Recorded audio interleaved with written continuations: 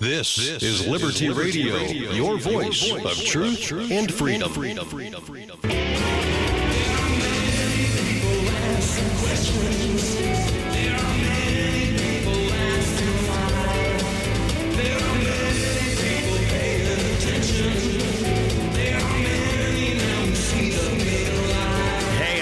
So I hope there's many people out there that see the big lie.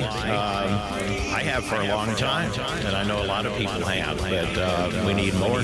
We need more and more. Anyway, Sam Britton here. It is the 24th of August, 2025.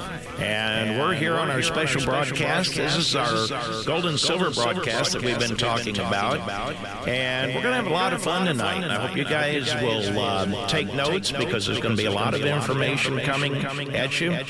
And this is all about what has transpired since our gold and silver laws passed here in the state of Missouri and things that are going to be happening. And also we're going to be talking about how to do transactions with different guests. We'll be probably touching on transactions with gold and silver.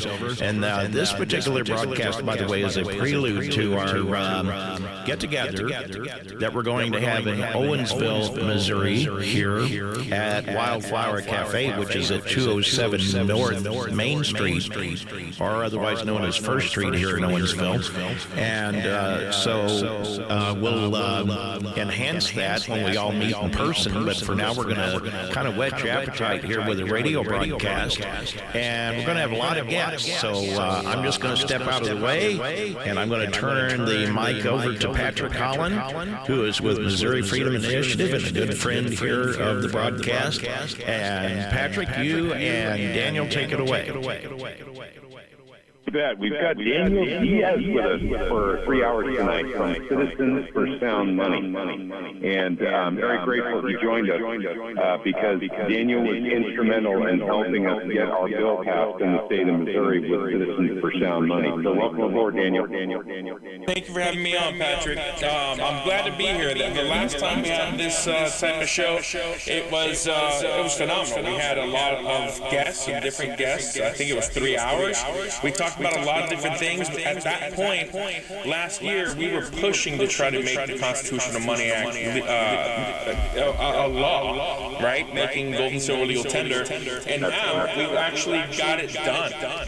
So I'm excited to have all the guests. We have, I think, CEOs from all the companies. One of them is the general counsel for the United Precious Metals, but I think everybody else that's coming on is the CEO of their representative company.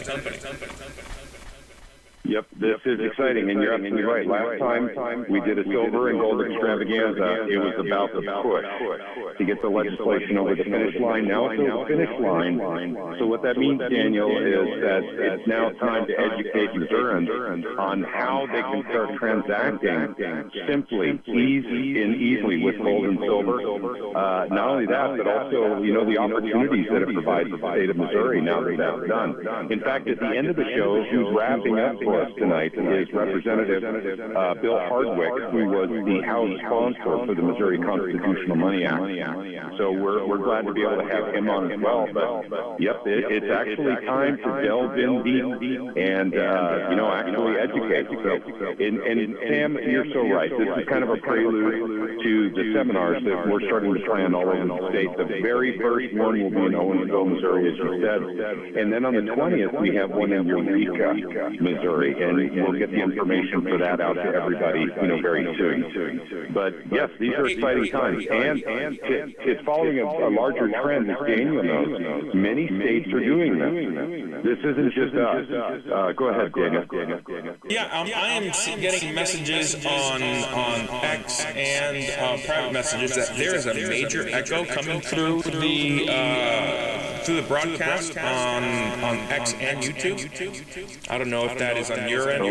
It wouldn't be on this end, no, because everything is clear. I'm going out I'm monitoring myself back through the FM, and we're good. Okay. Yeah, I'm getting text messages. Okay. Maybe the live broadcast is on your end. Okay. I'll keep an eye out. Those of you that are giving us the feedback, just let us know if we fix it. Yep. Okay, gotcha. I just got to have a few gremlins in the system. Well, let me take the time to mention to the audience here real quick is that we're in a situation where the gold and silver laws, certainly here in the state of Missouri and in other states, couldn't have happened at a better time because we have a devaluation of the dollar, which, everybody keeps talking about prices going up, and it's not so much the prices are going up as much as it is the purchasing power of your dollar is not going as far as it used to due to the government's appetite for out-of-control spending and various other things. But the main thing is that it's a dollar that's backed by nothing. It's a fiat currency. And so this is why this discussion on gold and silver is so important. And so with that, let me move out of the way. And who wants to take this first and steer the ship? Yeah, well, before we continue, we need to fix the audio. Everybody's saying that the feedback is unlistenable. So, okay, hang on. I just addressed it, Daniel. It should be fixed now. So let's ask our folks here if that's actually fixed for us now. All right, can we get some feedback? Is there still an echo? I'm checking Twitter. Let's see. Sorry about the technical difficulties, everybody. Yep. When you do something this big, you're going to have one somewhere. I'm waiting to see. It's fixed now. Okay. Fixed now. Whatever you did, it is fixed. All right. So we're good. We're ready to rock. So you guys take it. That was Pat Holland's fault, everyone. Sorry about that. Yeah, I think they were saying that you wasn't might Sam, have. that was me. Gotcha. You might have had some noise coming out of your computer or something. They were saying. Yep, no, it definitely was on my side, and it was a technical issue. It's been fixed, and once again, we're good. We're good to go. We're golden. Sorry about that, everyone. All right, yeah, everybody's saying we're good now. All right, so let's continue with the broadcast. All right. You got to expect something with a big show like this. Yes, you do. Absolutely. Yeah. All right, who wants to take it first? Pat, you go ahead and start. Basically, I just want to say the transactional gold and silver stuff is, we're going to hear from everyone tonight on this. These are the guys with the businesses that know exactly what to do with transactional gold and silver because that is their business. So these are the folks that have the solutions. When we were up in Jeff City and politicians were saying, why isn't it written into the law how gold and silver works? And our answer was very simple. It's because the free market already has the solutions for transactional gold and silver. This is exactly the people that we'll be talking to tonight that have figured all of this out. They have businesses, providing these services and in some case products. We'll talk about Goldbacks tonight as well. So this is what it was all about, the free market. And so I'm very, very, very excited about this show tonight and the guest lineup. Absolutely. And that's our position at Citizen Sound Money. Like we want the private sector that historically the private sector has always been more efficient at doing business and creating solutions than the government has.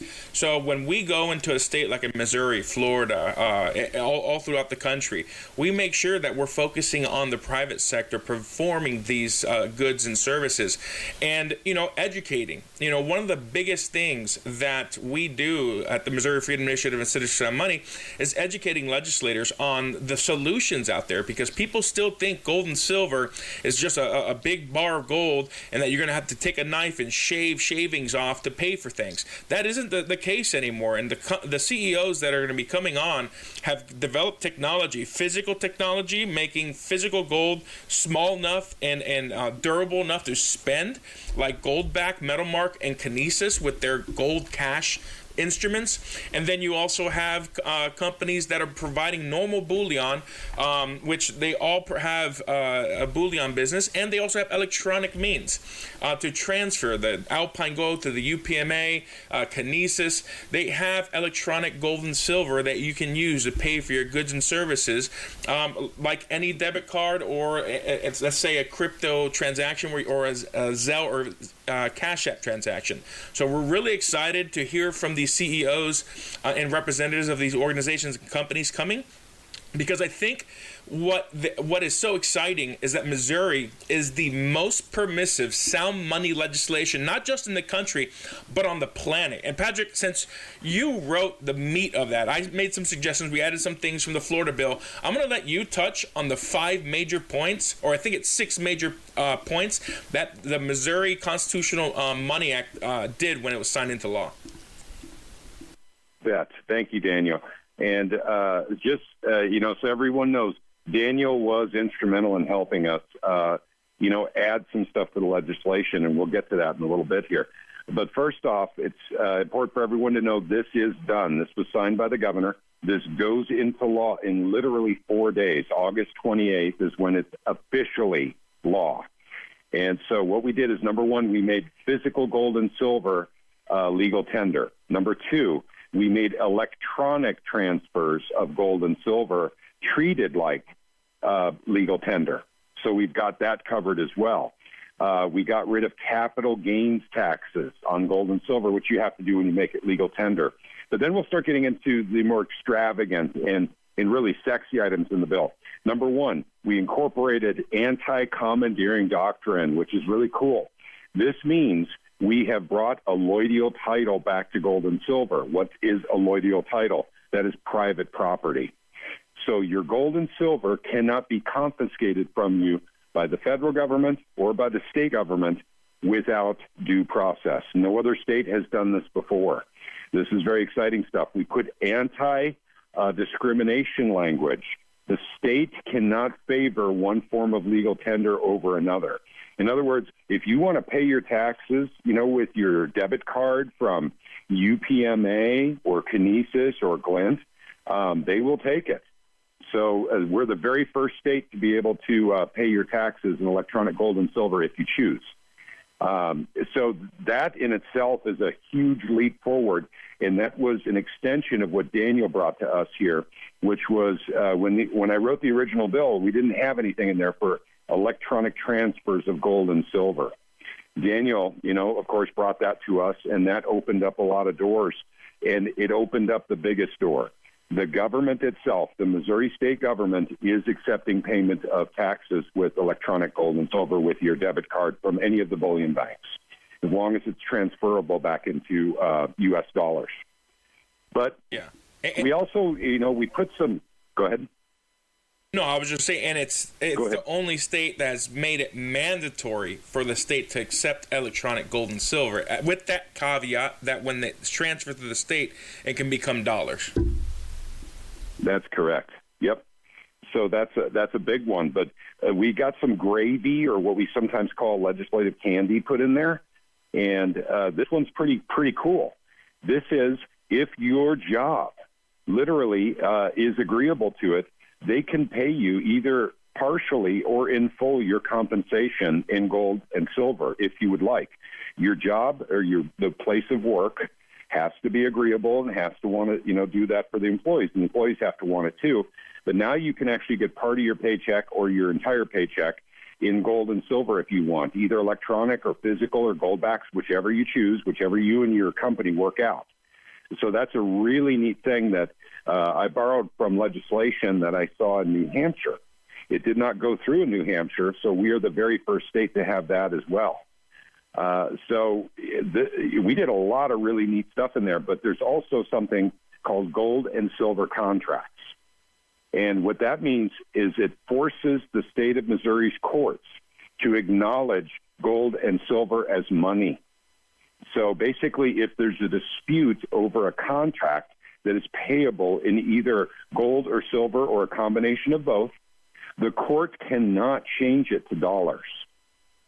So it has to stay with the original money source, the silver, the gold, or a combination of both. That's how we get that in conjunction with anti-commandeering. We got rid of civil asset forfeiture, so basically no confiscation of gold and silver, along with the courts acknowledging gold and silver as money. We have what's called, those together synergistically make alloidial title, or private property rights over your gold and silver. So this is the first state to get alloidial title back for gold and silver. So there's a lot of firsts that were in our bill, and we're very, very proud of that. And of course, Daniel, who is hosting with us tonight too, was also instrumental in helping us get this written and getting this across the finish line. So Citizens for Sound Money, my hat's off to you. Thank you so much. Thank you, Patrick. And if it wasn't for you and the hard work you did the first year and then working with us in second year, I mean, it wouldn't have been possible. You and the entire initiative put with grassroots activists, not paid. The Missouri Freedom Initiative doesn't receive any funding. You guys took your time, effort, economic energy, your own money, went out to the Capitol, lobbied, knocked on doors, and you guys were the ones that really were the driving force. We came in and we were kind of like your Scottie Pippen to the Michael Jordan.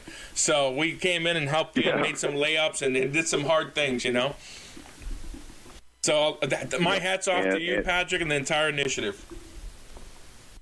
Yep, the initiative, wonderful. I could throw out names: Cindy Stratton, Jim Pellis, Gary Ridenauer. There's just a ton of them. We have Caleb Walker, and the names just go on and on. But there's so many people in the initiative that helped out with this. But this is what's so exciting about this. This was a true grassroots bill. That's what Daniel was trying to say. Bill Eigel bragged about this, Senator Eigel, that there was no money behind this bill, no corporate funding behind this bill, no funny business behind this bill, no money going into PACs or into campaigns over this bill. It was a true grassroots effort, 100%. And so we're very proud of that as well, because bills like that, unfortunately, Sam, bills like that are very rare indeed. They're kind of unicorns up there at the Capitol. So it's very wonderful to get a unicorn across the finish line. Yeah, and I want to give credit to Senator Moon, because if it wasn't for his strategic maneuvering to add the Constitutional Money Act to a bill, a banker's bill, which I think is hilarious, that we got the Constitutional Money Act added as an amendment to a banker's bill that the entire leadership, including the governor, the Speaker of the House, and the Senate, wanted to get passed. So that it got added by the Senate, that we already knew from last year that a majority of the House wanted this legislation, and it was literally a last-minute maneuver in the last days of the legislative session that it was taken out of the committee process, added on the Senate floor to the bill, because Senator Moon saw an opportunity to add it onto a high-priority bill of the entire leadership of the Missouri legislature. And my hat's off to Senator Moon too for what he was able to do, because if it wasn't for him seeing that opportunity, it would have been a third year in a row where the Constitutional Money Act would have failed. Yep, that's true. And actually, Senator Rick Bratton and then Missouri Freedom Initiative's Jim Pellis actually initiated that action as well. So there were a lot of people working very hard on this. So, a lot of people would like to give Daniel and I a lot of credit for this, but we were just cogs in the machine, really. There was a giant machine. The people of Missouri wanted this. Thousands and thousands of people across the state calling in, writing emails, and going it for knock and shock operations up at the Capitol, showing up. As many as 40 people at a time showing up at the Capitol just to support the Constitutional Money Act. It was a sight to behold. It was wonderful. It was a great exercise, and God love us, because we actually got it done, and we got all those extra things that we talked about that no other state has done before. But Missouri is the show me state, so it kind of stands to reason that we got a few things done, but no other state's done before. But that also, Sam, makes us very fertile ground for actually starting the transactional process of gold and silver, and showing the entire world how to do it right here in Missouri. Because with the anti-commandeering, in other words, no confiscation of gold and silver, we are a great environment for bullion banks to come into. Because if there ever was a confiscation order from the White House or from anywhere else, basically, where would you go? Well, you go to where the vaults are, where they know silver and gold are being stored. And that's what bullion banks do. So they actually have protections now in the Missouri Code if they want to actually start a business right here. So basically no one can go into their vaults and confiscate without due process. Right. And I think the thing that I want to point out in all of this too is that it's very, very simple to reach out to business owners that you know, because they're going to be the ones on the front line, particularly the mom and pops. And that's what Trish and I took on and started to do here. And then right away, we got the one scheduled in Eureka that Gary is going to be doing. And you can do it too if you know some businesses in your area that maybe you're good friends with the owners of the businesses and you want to get them on board. Approach them and then see if you can hold a meeting in your area. That's what we're going to be doing, and we'll probably talk about some of that before the show is over too. So anyway, just my 2 cents worth. Absolutely. Yep. And we do have a question. Go ahead, Daniel. Okay, go ahead. No, go ahead, Pat. Okay. Let's see. Will house prices be posted in ounces? Old Ager asks. And then will 90% be accepted? Old Ager, listen, this is actually really, really important. This is an option, for businesses. So it's up to businesses what they want to accept for gold and silver. I suspect that many of them, given a little bit of time, will be very happy to take constitutional silver, what many people call junk silver. So will house prices be posted in ounces? I don't know that. I think they're probably going to go by spot prices. And that's for ones that want to take physical gold and silver, because that's taken care of for you on the electronic side as well. You don't have to wonder about that. But when it comes to Goldbacks, there's an app that runs on a phone that actually tells you how much your Goldbacks are worth that day. And the business will probably have the app on their phone as well if you're paying in Goldbacks, if they accept Goldbacks. So really, it's all about businesses being educated and informed about all the different kinds of gold and silver there are out there and that they can accept. I suspect all of them will take the debit cards from the bullion banks without exception. I don't think any of them would have a problem with that. But we need to educate them on Goldbacks and also on physical gold and silver coins and bars. Absolutely. I am just checking in with our first guest. Patrick, if you can continue and just tell the audience what we're trying to do with each of these representatives of the companies and CEOs and Sure. Why we're asking them to come on. Go ahead. Sure. Okay. So the point of these particular guests that we have tonight, they all have something to offer in the free market with the transactions of gold and silver. So that's what they're going to come on to talk about tonight. Some of these companies will be represented in the seminars that we're doing going forward starting in September 18th. So not all of them, but some of them will be. And this is the important part. We've got the bill done. It's done. So now that the bill is done, in order to set up this alternative transaction system for those of us who don't really want to be holding on to a lot of dollars in the bank because of inflation or concerns with stable coin, for instance, haircuts in the banks or, bail-ins, things of that nature. We have to learn how this transactional system works with gold and silver. It's actually really, really simple, but still people need to be educated that these options are out there. And this is exactly why we're having these guests on tonight to talk about the options that they have with their businesses, so people are at least somewhat aware of the products and services that are available specifically for transactional gold and silver. But there's also business opportunities for people who want to get involved in the transactions of silver and gold, and some of them will be talking about that tonight as well. So that's kind of icing on the cake. Not only is it a thing to learn about transacting in gold and silver, but also there might be opportunities where you can make money just because transactional gold and silver is in the state. You can start a business of some sort, of some description. Like when Goldback ATM comes in, you guys will actually hear about the kiosks. The machines where literally you put in cash and you get Goldbacks, out of it.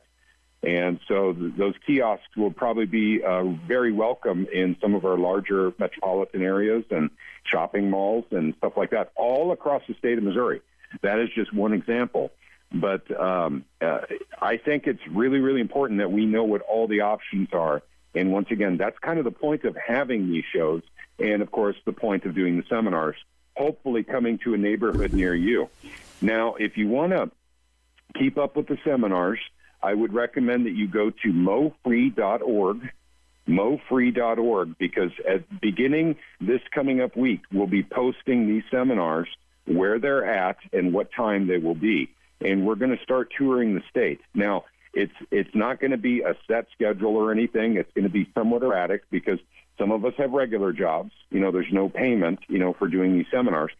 So we'll try to get, maybe 2 or 3 of these a week, but not necessarily every single week.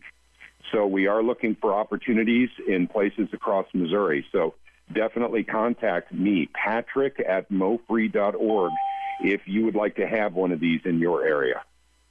Mark? All right. I think we have our first guest coming in. Mr. Mark Hilton. Hello. How are you? How are you doing? Doing good. Mark Hilton is with Alpine Gold. And Mark, if you wouldn't mind, go ahead and tell us a little bit about yourself, a little bit about Alpine, and then let's get down to gravy. All right. Yes. So I'm the president of Alpine Gold Exchange. Been doing that for coming up on 5 years. Alpine Gold is it's a precious metals exchange focused on bringing currency, gold and silver currency back to the market. We kind of operate similar to a bank, where you can have an account. It's a vaulted account. You can exchange between different types of metals. We focus on legal tender or legal tender instruments, such as the Goldback, so spendable forms of gold. You can borrow against that. You can lease it back for a return.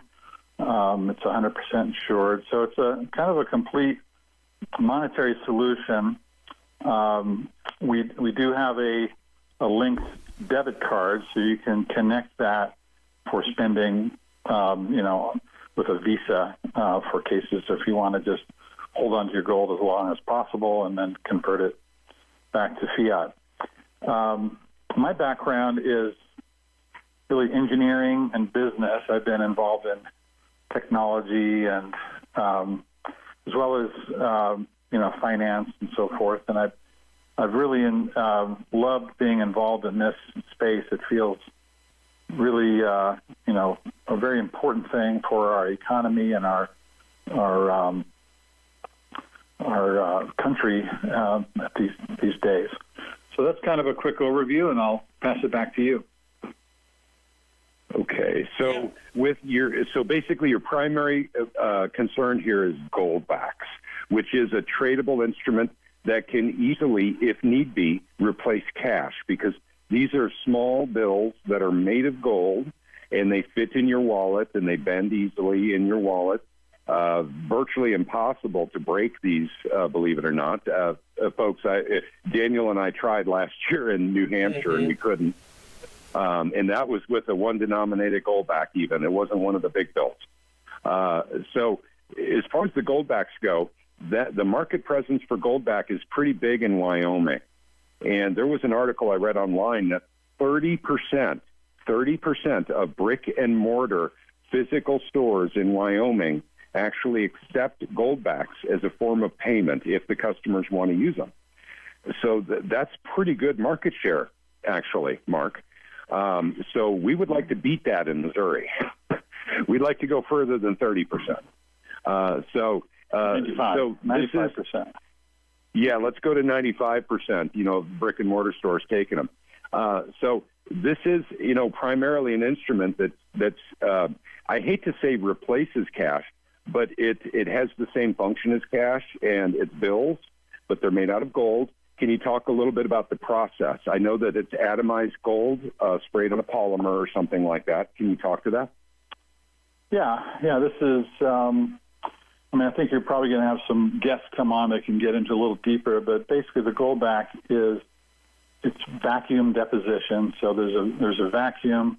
There are gold targets that are essentially the atoms of the gold are liberated through electron guns in the vacuum, creates kind of this mist of gold, and they can control it very accurately with the electrical current that's going through that. So they can determine exactly how much gold And this is one of the reasons why they use this technique, is because they can be very accurate in the deposition and the amount of gold that ends up on the plastic substrate. Whereas if you tried to roll gold, you couldn't get within 10 or 20% accuracy on a consistent basis. This can get very, very close to the exact amount of gold that's intended for the particular bill. So it's a very high technology process, and there's one company that is that's doing that for Goldback, and so our role is we're a retailer, so we're out marketing this to consumers, to individual citizens. We purchase those from Goldback Incorporated, who's the wholesaler, and they have a manufacturer who owns all the intellectual property who makes those for them. And so it's a whole chain that brings that to market. And yeah, the Goldback is a fantastic solution that allows you to really have gold that's spendable, as opposed to a gold coin, which is over $3,000 today. Absolutely. And you know what, Mark? I know that Alpine Gold has a lot to offer businesses, individuals. Can you touch a little bit on the merchant program and how, for example, Citizens for Sound Money, we have an account with Alpine Gold through the UPMA, and we can take donations internally within the Alpine Gold merchant system and individual system, and people can actually transfer, whether it's silver dollars, gold dollars, or Goldbacks to each other with zero fees up to, I think, $10,000 a month. They can lease their gold and silver. And how can merchants join this program if they want to start in Missouri, to start taking Goldbacks, depositing their Goldbacks, getting liquidity, making a yield? Let's talk about how businesses and individuals can actually utilize the entire Alpine Gold system. Well, let me tell you, that's a great point, Daniel. I'll just give you a personal example right now where I'm having some work done on my home, and I've reached out as contractors will come and bid. I'll ask them, would you accept gold or Goldbacks or silver in payment for your services? And pretty much all of them have said, yeah, that sounds great. I'd love to do that. A lot of them are like, well, I might need to convert it back to paper at some point, but initially I'd love to get it in gold. And so I'm doing that now. Essentially what the merchant has to do, or in this case my contractors, is to open an account with, we call it a UPMA account because we provide these for the United Precious Metals Association. Alpine Gold does. So you have an account, and then you sign up to be a merchant as well, which really just requires you to put some information of what your company does, and then we look at that and we do a review so that we're not getting, there's certain requirements. They're not stringent, but you have to be legitimate. You have to verify that it's a real business and so forth. And then we will actually make that available in our marketplace, online marketplace, so you get sort of free advertising for anybody looking for your service. And we have on our website, we have the ability to search by geography, by category of business. And so in the case of, obviously, my contacts, I recruited them to do this, my contractors. And so I was able to just transfer Goldbacks that I owned and that had appreciated substantially against the dollar. I've had them there for probably 2 years, so they've almost doubled in value. Had I converted that to paper money and paid them in cash, I would have been liable to pay capital gains taxes according to the IRS rules. But by paying them in gold, I don't have to, because it's a legal tender instrument that I used, and therefore I was just spending it like money that's allowed in the U.S. So that's a great method for avoiding capital gains as you want to convert back to paper. But yeah, any merchant can sign up. we have essentially two kinds of merchants. There's those that will say they'll take Goldbacks, and you don't have to have an online account. But if you want that online digital transaction and transfer, then you need to become a member of the UPMA, which there's no cost. It takes about 5 minutes to sign up, and it's a really nice network of people that are advocates for sound money solutions in our economy. Yeah, and I think that's very interesting point, that if you're spending specie legal tender, which specie, for those who don't know on the audience, is gold and silver coin, that because you're not converting to dollars, there is no capital gains because you're spending legal tender coinage, correct? Yeah. I mean, I probably saved 20% of the value on that by avoiding the capital gains. And, of course, the gold had gone up when I bought it. It had more than doubled in price. So it was really a win-win. And for the merchant receiving those, if they were to convert that back to paper within a few months, there would be virtually no capital gains for them either. Of course, if they hung on to it a long period of time and then converted it back, there would be. But what we try to encourage people to do is use this network of merchants who accept sound money and use this platform to allow you to pay one another. It's kind of like a Venmo for gold in a way. It's a really nice system. Absolutely.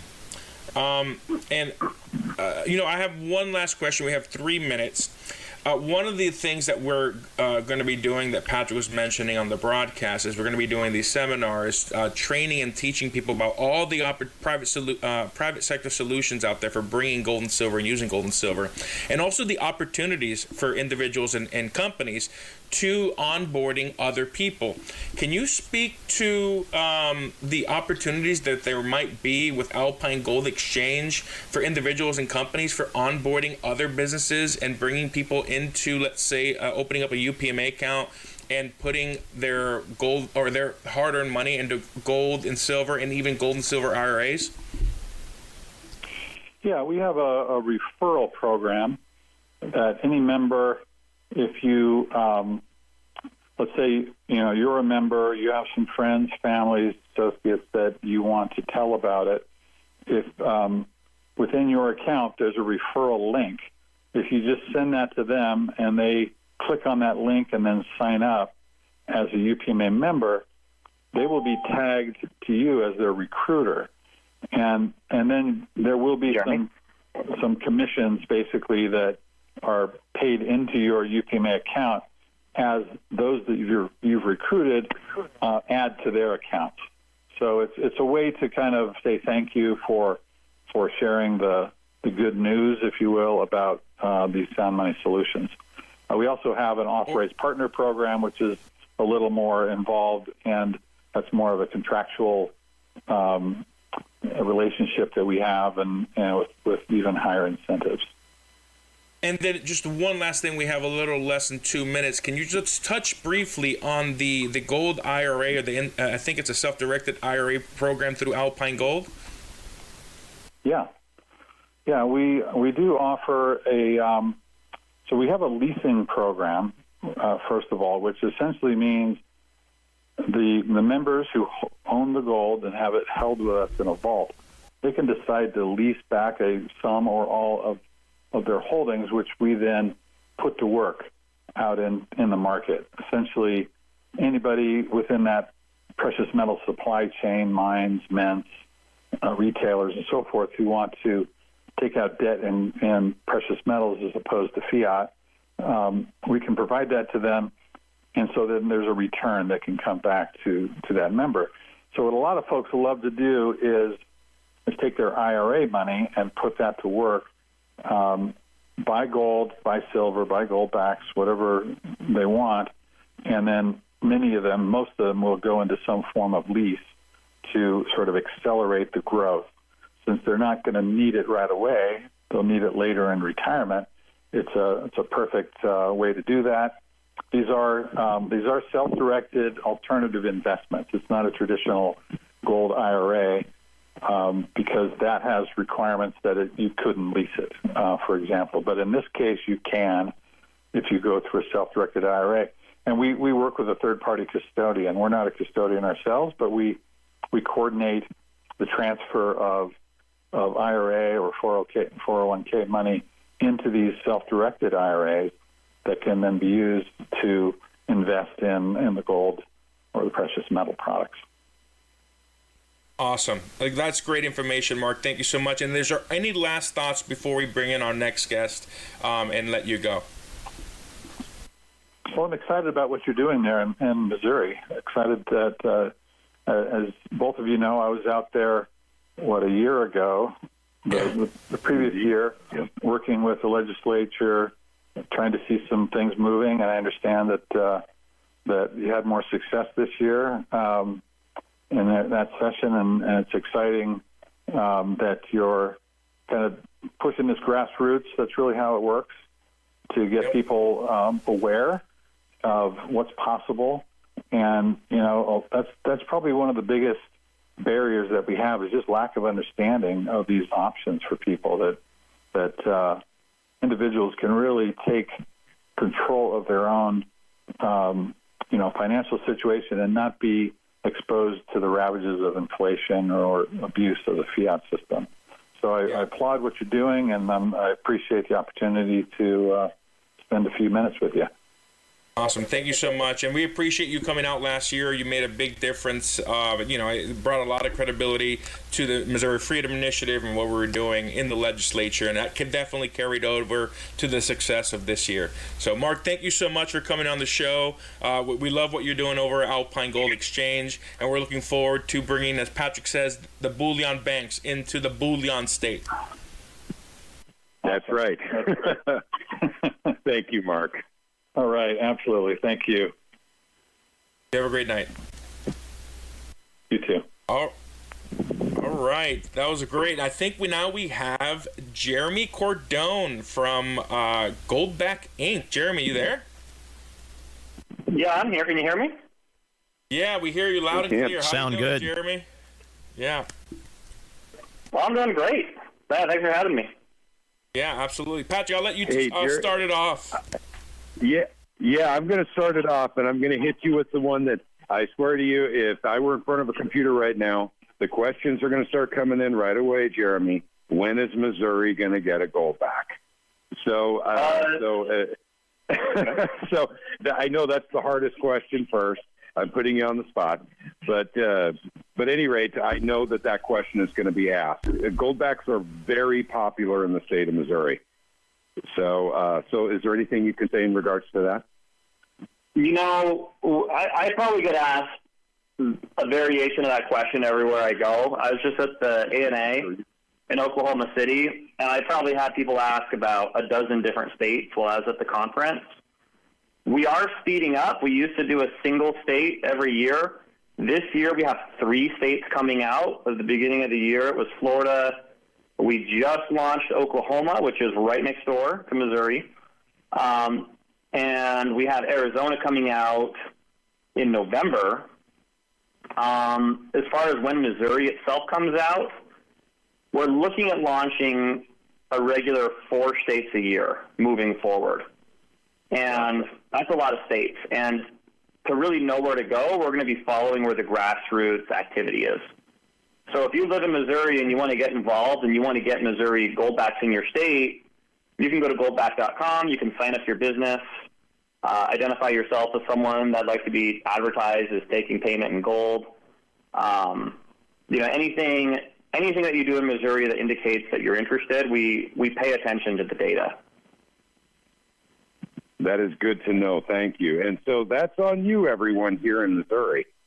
Reach out to Jeremy. Reach out to Goldbacks. Let them know you want a Missouri Goldback. Yeah, there's just a link on the website where you can sign up your business. You can also sign up on freegoldback.com to get a free half Goldback in the mail, and we pay attention to where people are requesting them. So, like I said, we pay attention to the activity that we see from people. In fact, we're even doing a gift right now that if you sign up your business, we'll not only advertise your business for free, but we'll mail you a free graded silverback as a gift for going through the effort. It takes about 2 minutes. Nice. Oh, that's awesome. Okay. And those silverbacks. Go ahead, Daniel. Yeah, sorry. Those silverbacks are worth about how much? $75 a piece right now? Yeah, a graded one's probably somewhere in that ballpark. Perfect. All right. Awesome. So go ahead, Patrick. I think you have a list of questions for Jeremy, and then I'll follow up with mine. Sure. So, Goldbacks, first of all, I'm going to ask you some quintessential questions. How long has Goldbacks been around, Jeremy? So we've been around since 2019. 2019. Okay. So, and you have how many states done at this point in time? I think you have like 7 or 8. Is that right? We have 7 states. We'll have 8 in November. Okay, 8 is in November. Excellent. Okay, here is a question that I do get from time to time, and I actually answered it in my live stream last night, but I would like you to answer it for the crowd if you don't mind. If a Goldback, and Daniel and I tried to damage a Goldback at Pork Fest in New Hampshire last year, and we couldn't do it. Yeah, we dented it, but we couldn't rip it. But what happens if a Goldback gets damaged? Of course, that has value. What recourses are there for a customer that is purchasing Goldbacks that ends up having a damaged Goldback? If we have a whole bunch of people damaging their own Goldbacks on purpose, that's one thing. But, if there's wear and tear on a Goldback or there's a delamination issue, we do warranty all the Goldbacks, and we'll take them and replace them with. Gotcha. So if someone has a 10 denominated Goldback and there's an accident and you have all the pieces to it, but so you can send it back into you and then you guys get the damaged Goldback and then you'll ship out a new one. Is that pretty much the way the process works? Yeah, it's just like going to the bank with a damaged $100 bill. I mean, if you're coming all the time with damaged ones and big tall tales about how it's happening, I mean, we reserve the right to cut you off at some point if it's getting really shady. But no, we do take care of people. Okay, gotcha. You may have gotten a 1 denominated one sent to you from New Hampshire last year because Daniel and I were trying to tear it, trying to damage it. And we were doing that, basically to show people how difficult it is to rip. They're tough. I mean, they're a lot more durable than dollar bills. And, it costs 8 cents or 13 cents to make a $100 bill, which is then worth $100, and we don't really have the same privilege. It costs us a tremendous amount of money to make these Goldbacks. Yep. So, we try to make them durable so they last a long time in circulation. Absolutely. And I think that gives people peace of mind, especially when they're buying larger denominations. Just to know that if there is an incident, that there is something they can do, there is recourse, and they are not out there, their 10 denominated Goldback or whatever it is that got damaged. So that's not only that. Yeah. Okay.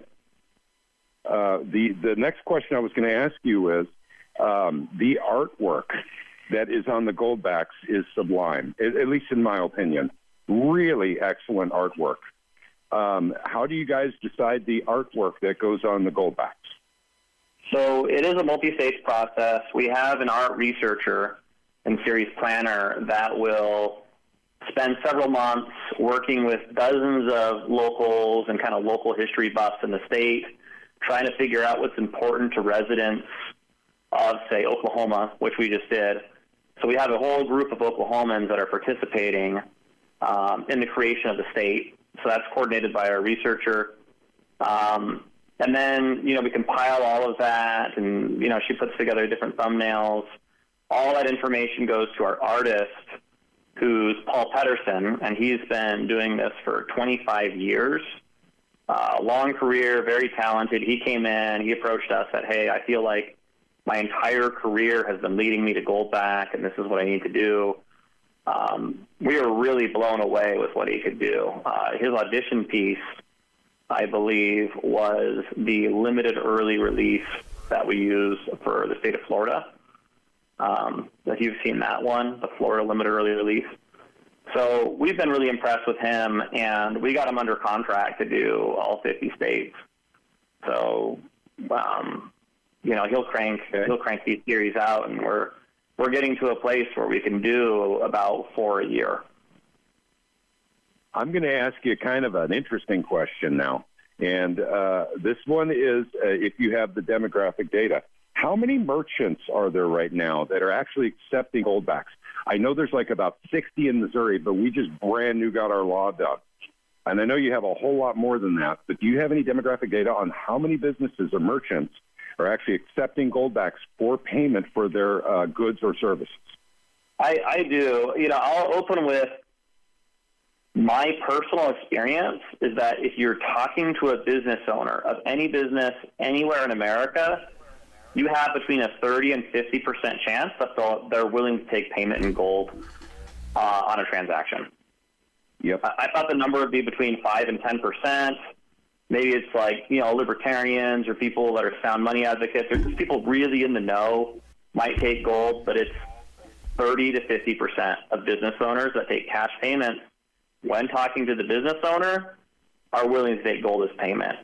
And we do feature businesses. We advertise businesses on our app. If you download it, we have a Goldback app, or if you go to goldback.com, you can see these businesses. If you put yourself out there as someone that's willing to take payment as gold, we'll advertise you. We call those our featured businesses. So by no means are featured businesses the only places you can spend Goldbacks. I'd say that 5% of all the Goldback transactions are occurring at featured businesses, as far as I can tell. But for that featured list, I want to say we have about 2,800 of them. And I want to say that about 10% of those have signed up in the last 30 days. Okay. I'm going to ask you a very basic question right now, and I think I already know the answer to it. But why should people use Goldbacks? Well, if you use dollars this year have lost about 10% of their value. So why should you use dollars? A very basic question right now, and I think I already know the answer to it. But why should people use Goldbacks? Can you hear me okay?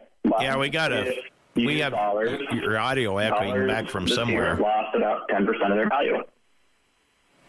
So why should you use dollars? Very basic question right now. I don't know where that's coming from, but somebody is echoing their audio back. It's Patrick.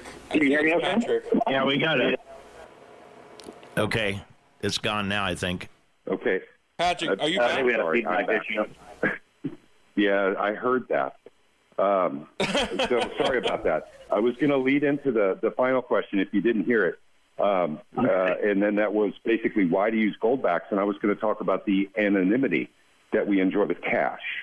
Like, for instance, if I'm buying ammunition, I always buy that with cash. I don't use a credit card to buy ammunition, gun ammunition.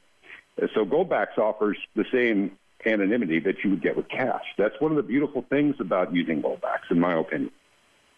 I think you're right. There's also an inflation aspect. If you take a bunch of cash and you store it in your house, over the years it becomes worth less and less and less and less.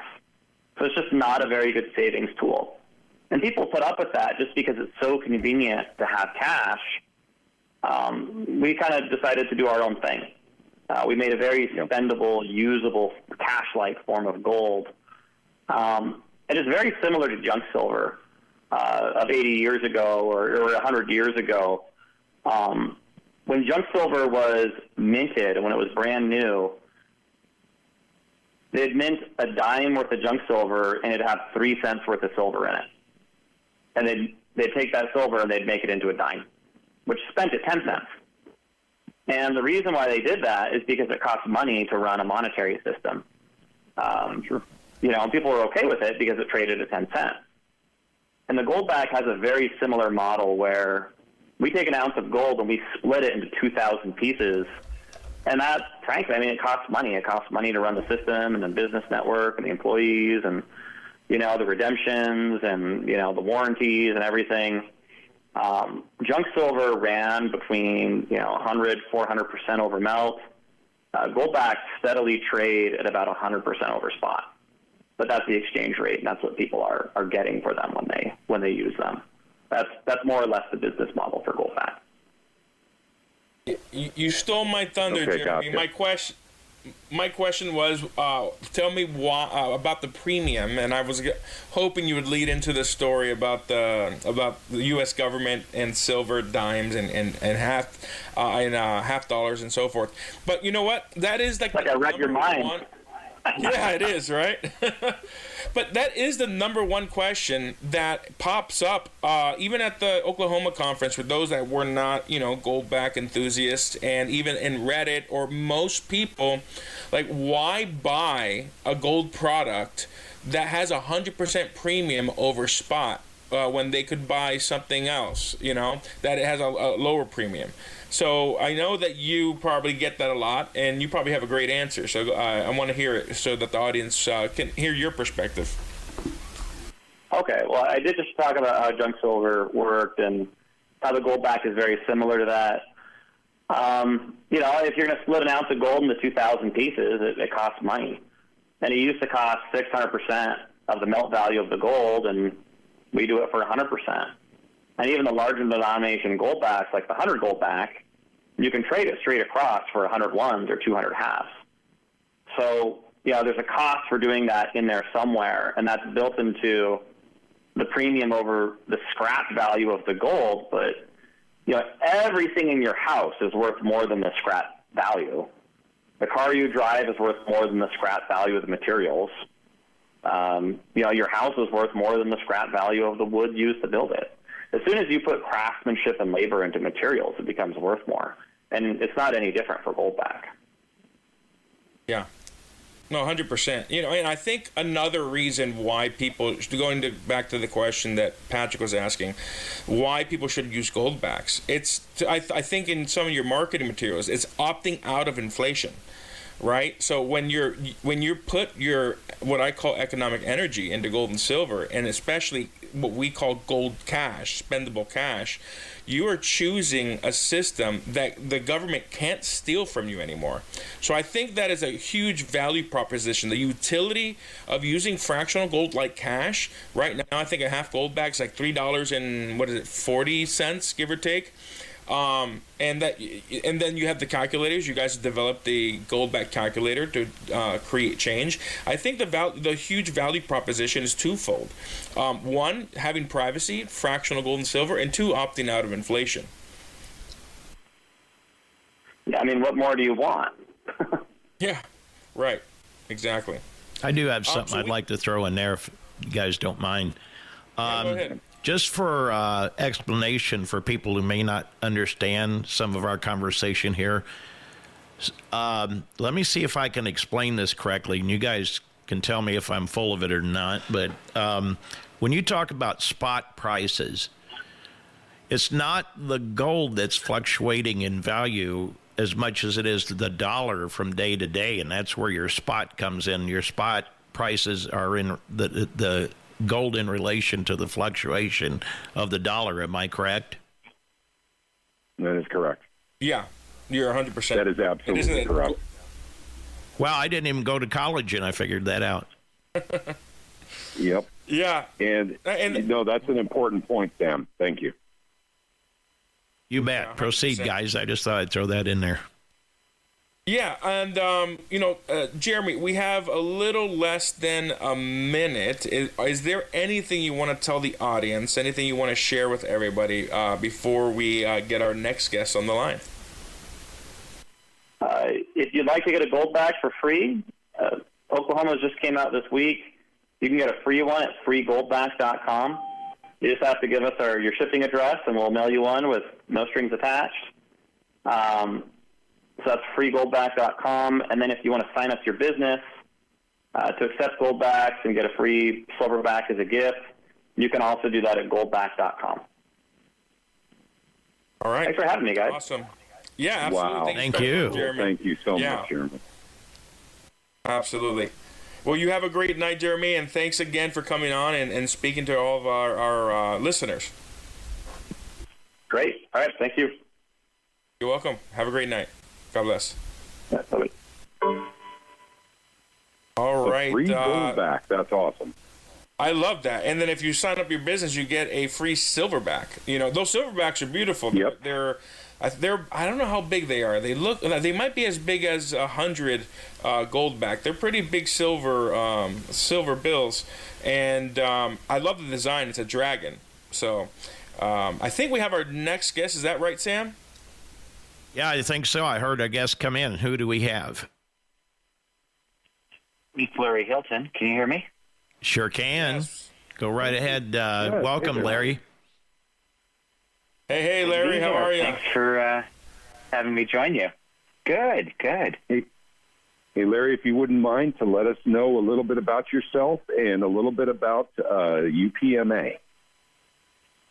Sure. So UPMA was formed in 2012. So that was a year after the passage of the Utah Specie Legal Tender Act, which I think was the first formal recognition of gold and silver as legal tender by a state in over 100 years. I believe you're right on that. Yeah, I think the one before that you might have had something to do with that too, Larry. I think you had a little bit to do with that. Yeah, it was kind of a, I didn't realize how much others had been working on that project before I became involved. But it kind of, for me, grew out of the Ron Paul's run for the presidency in 2008. He started talking about the inflation tax, the insidious inflation tax engineered by John Maynard Keynes, who bragged that not one man in a million would be able to detect his plans to, degrade the currency. So, yeah, I was just thinking about that on a Sunday afternoon like this and sitting in my easy chair, and it just occurred to me that, hey, I think that the states could do something about that. And so I put pen to paper, put together a big old draft legislation, called it my local representative, and it was off to the races. And that was in, I think that was toward the end of 2009. And I spoke to my representative, John Dougal, who went on to become the state auditor in Utah. And he said, well, it's a little late in the session to get going on this now, but how about we set this for interim study in 2010, which we did. And then in 2011, we had the Specie Legal Tender Act. In celebration of that, we had what we called the Sound Money Summit. And I got to know a lot of people that were working in the sound money space, well before I was. Edwin Vieira was one of our keynote speakers. And, I came to learn that he had been working with some people in Montana, I think it was in 2005, to try to do, similar legislation. And unfortunately in fact, to this day, Montana still has not adopted specie legal tender legislation, despite numerous attempts. So we're working on it. Yeah. At first you don't succeed, try again, right? Yeah. And Sure. So it was that very following year that we went ahead and organized the Utah Precious Metals Association, UPMA. And the idea there, reading from the UPMA bylaws, was to operate on a non-profit basis for educational, benevolent, and reformatory purposes, seeking to promote the wide circulation and use of gold and silver, quote, specie legal tender within the United States by establishing and promoting standards and programs for the vaulting, exchange, accounting, and audit of specie legal tender. And so we, started small and got, membership primarily in Utah. But then in 2014, when Oklahoma followed suit with their own Specie Legal Tender Act, we actually changed the name from Utah Precious Metals Association to the United Precious Metals Association, and really started working with other states to try to, promote specie legal tender legislation, across the country. And it's just been really gratifying to see how the call of honest money has just resonated with people from coast to coast. Missouri being, really one of the latest examples of that with their sweeping bill. Wow, if we could have done something like what Missouri did back in 2011, that would have been, just what we did, just with the recognition of legal tender, we attracted specie legal tender to our Sound Money Summit. We had people from, I think it was half a dozen different countries, with film crews that came in and a dozen different states that were really fascinated with what was going on. And so I thought, okay, this is it. The whole monetary world is changing. We're going to see people buying their groceries with gold and silver. And it takes a while for these ideas to kind of settle into people's consciousness. The idea of using something other than the paper dollar, the Federal Reserve note dollar. What we found is it's just kind of this paradigm shift that people have to make in their heads to actually think of something other than what they became used to during what I call the mintage moratorium that ran from 1970 to 1985, where we had just 15 years. We had no precious metal coin produced by the U.S. government. Out of our entire history, it was just that 15-year period. But during that period, we became habituated to the Federal Reserve note and kind of forgot about our sound money heritage.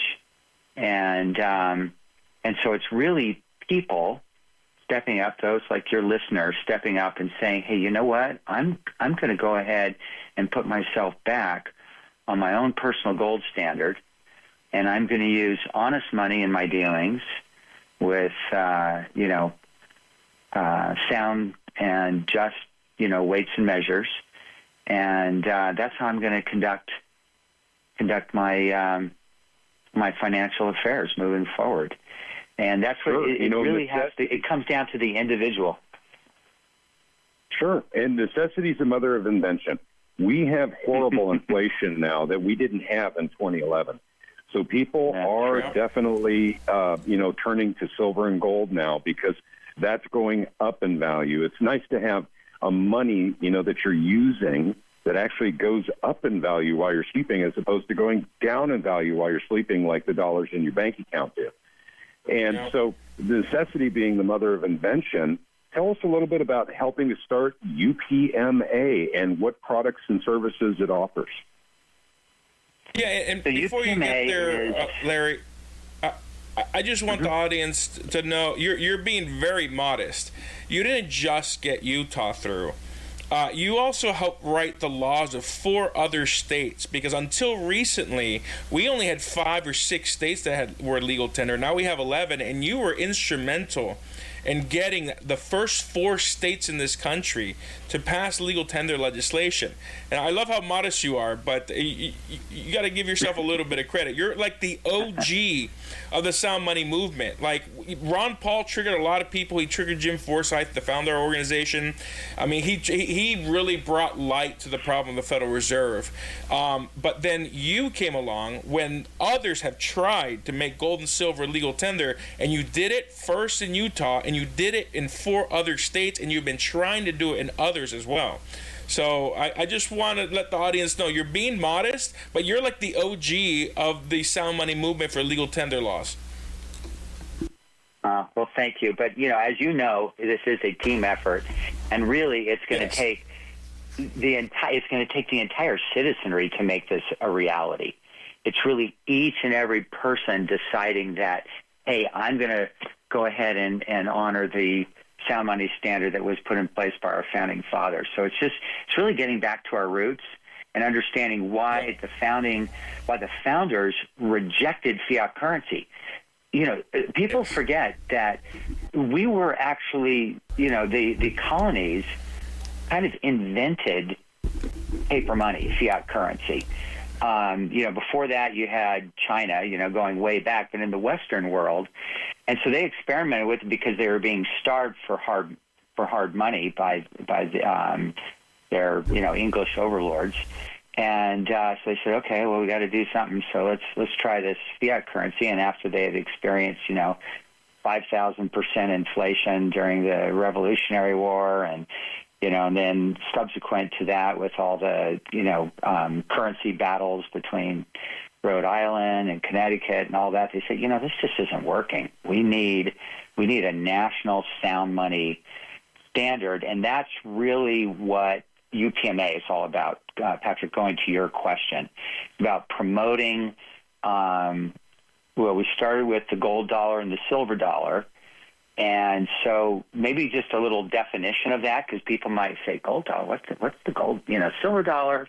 I know that, the U.S. Mint, they meant a 1 ounce piece, which is legal tender for the payment of debts and taxes and public charges and dues and so forth. So it's official legal tender, the U.S. silver dollar, as set forth in the U.S. Code, 31 U.S.C. 5103. And then the gold dollar, so the gold coin is minted in several denominations. You have the $50 gold piece, and then you've got the smaller going down in various increments. And so at the UPMA, we use the 1 ounce $50 gold piece, either the eagle or the buffalo, and then the silver dollar. Those are our two primary currencies that we started with back in 2012. And so people can use those electronically. I think that maybe you had the president of Alpine Gold Exchange on earlier. And so the United Precious Metals Association, UPMA, has partnered with Alpine Gold to have, which provides accounts that people can have, electronic accounts, and so they can transfer to other members for goods and services, gold dollars and silver dollars. And then back in 2019, the UPMA board also approved for adoption the Goldback, which is a negotiable instrument, which can actually be exchanged for gold dollars. So there's three currencies that are supported by the UPMA. The gold dollar, which is a 50th of an ounce, so 50th of the 1 ounce piece. And the reason we kind of focused in on that particular one is that unlike other currencies, the federal government has not maintained the equal purchasing power of each kind of gold dollar because there's a different premium on each one. So the smaller the denomination, the higher the premium. So they're not exchangeable. So like if you went into a bank and or even just anywhere, and you just go up to a cashier and say, I'd like to change for a 10, if that was, if they gave you back 9 ones, you'd say, hey, what, you're shortchanging me. Oh, no, we have a higher premium on the smaller denominations, right? That wouldn't last very long. But that's what is currently going on with the U.S. Mint. So we've just kind of standardized on the 1 ounce $50 piece to avoid that issue of those different costs for different denominations, notwithstanding the fact that the U.S. Treasury is required by law to maintain the equal purchasing power of each kind of dollar. They've kind of fallen flat in terms of that statutory responsibility, so we're trying to keep them honest by the programs that we offer. So we have the gold dollar, the silver dollar, and then the Goldback, which is a negotiable instrument for the gold dollar. And these can be held in accounts. They can be put to work through leases. In your discussion with Alpine Gold Exchange, you may have discussed that, where UPMA members can lease out their gold or silver. So this is their choice. This is not fractional reserve banking. When you put your money into a bank, for example, that becomes the bank's property, and you become a creditor of the bank. So you only have, and you're actually several notches down below, like stockholders and so forth in terms of your claims on the money that you deposited into the bank. So with the UPMA and with Alpine Gold, when you put your money into a UPMA account, that's still your gold and silver. It's being held in trust for you. In fact, every UPMA account is a trust account. And so we have some members that actually use it for things other than their gold or silver coin. They might put their house in it or whatever. So when you create a UPMA account, you actually get a revocable trust that you would normally have to pay thousands of dollars to a lawyer to prepare for you. So that's one benefit there. But once it's in there, then you can transfer to other UPMA members, which you can find on the site that offer goods and services, and you can pay them in gold or silver coin or Goldbacks, or you can take your gold or silver dollars, and if you'd like, you can place them into a lease, but that's your choice, right? Because when you go to a bank, they take your funds, and they will take 90% of that. They have to keep a 10% reserve, but they'll take 90%, and they'll, loan it out because it's actually their money. It's not your money. And so that's the fractional reserve banking system. So anybody that's familiar with the old classic film, It's a Wonderful Life, when Jimmy Stewart was dealing with a run on the bank, they said, "Where's our money?" I say, "Well, your money is in the Joneses' house down the street, and in the five and dime down, at the other end of the road, and so forth. We don't actually have your money." So we set out to kind of solve that problem, to make sure that people are in charge of their own resources. They can either be held in trust in a vault for them, and they can withdraw it at any time. We also support exchanges, so if people want to exchange from gold dollars to Goldbacks or vice versa, or to silver dollars, they can do that, or to Federal Reserve notes and pull those out.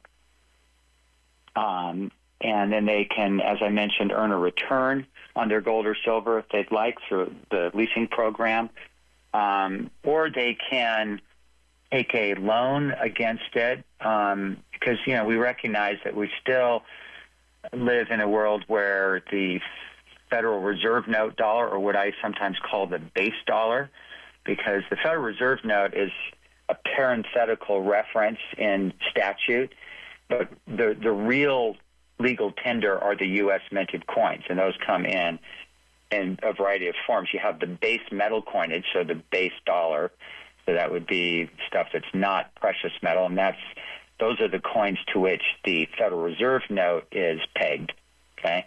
And then you have the gold dollar and the silver dollar, which can be recognized and used by states, but then in addition to that, the Congress went ahead and they made a platinum and a palladium dollar. So you've got 5 different types of dollars, and I like to think of it as a monetary tool belt, right?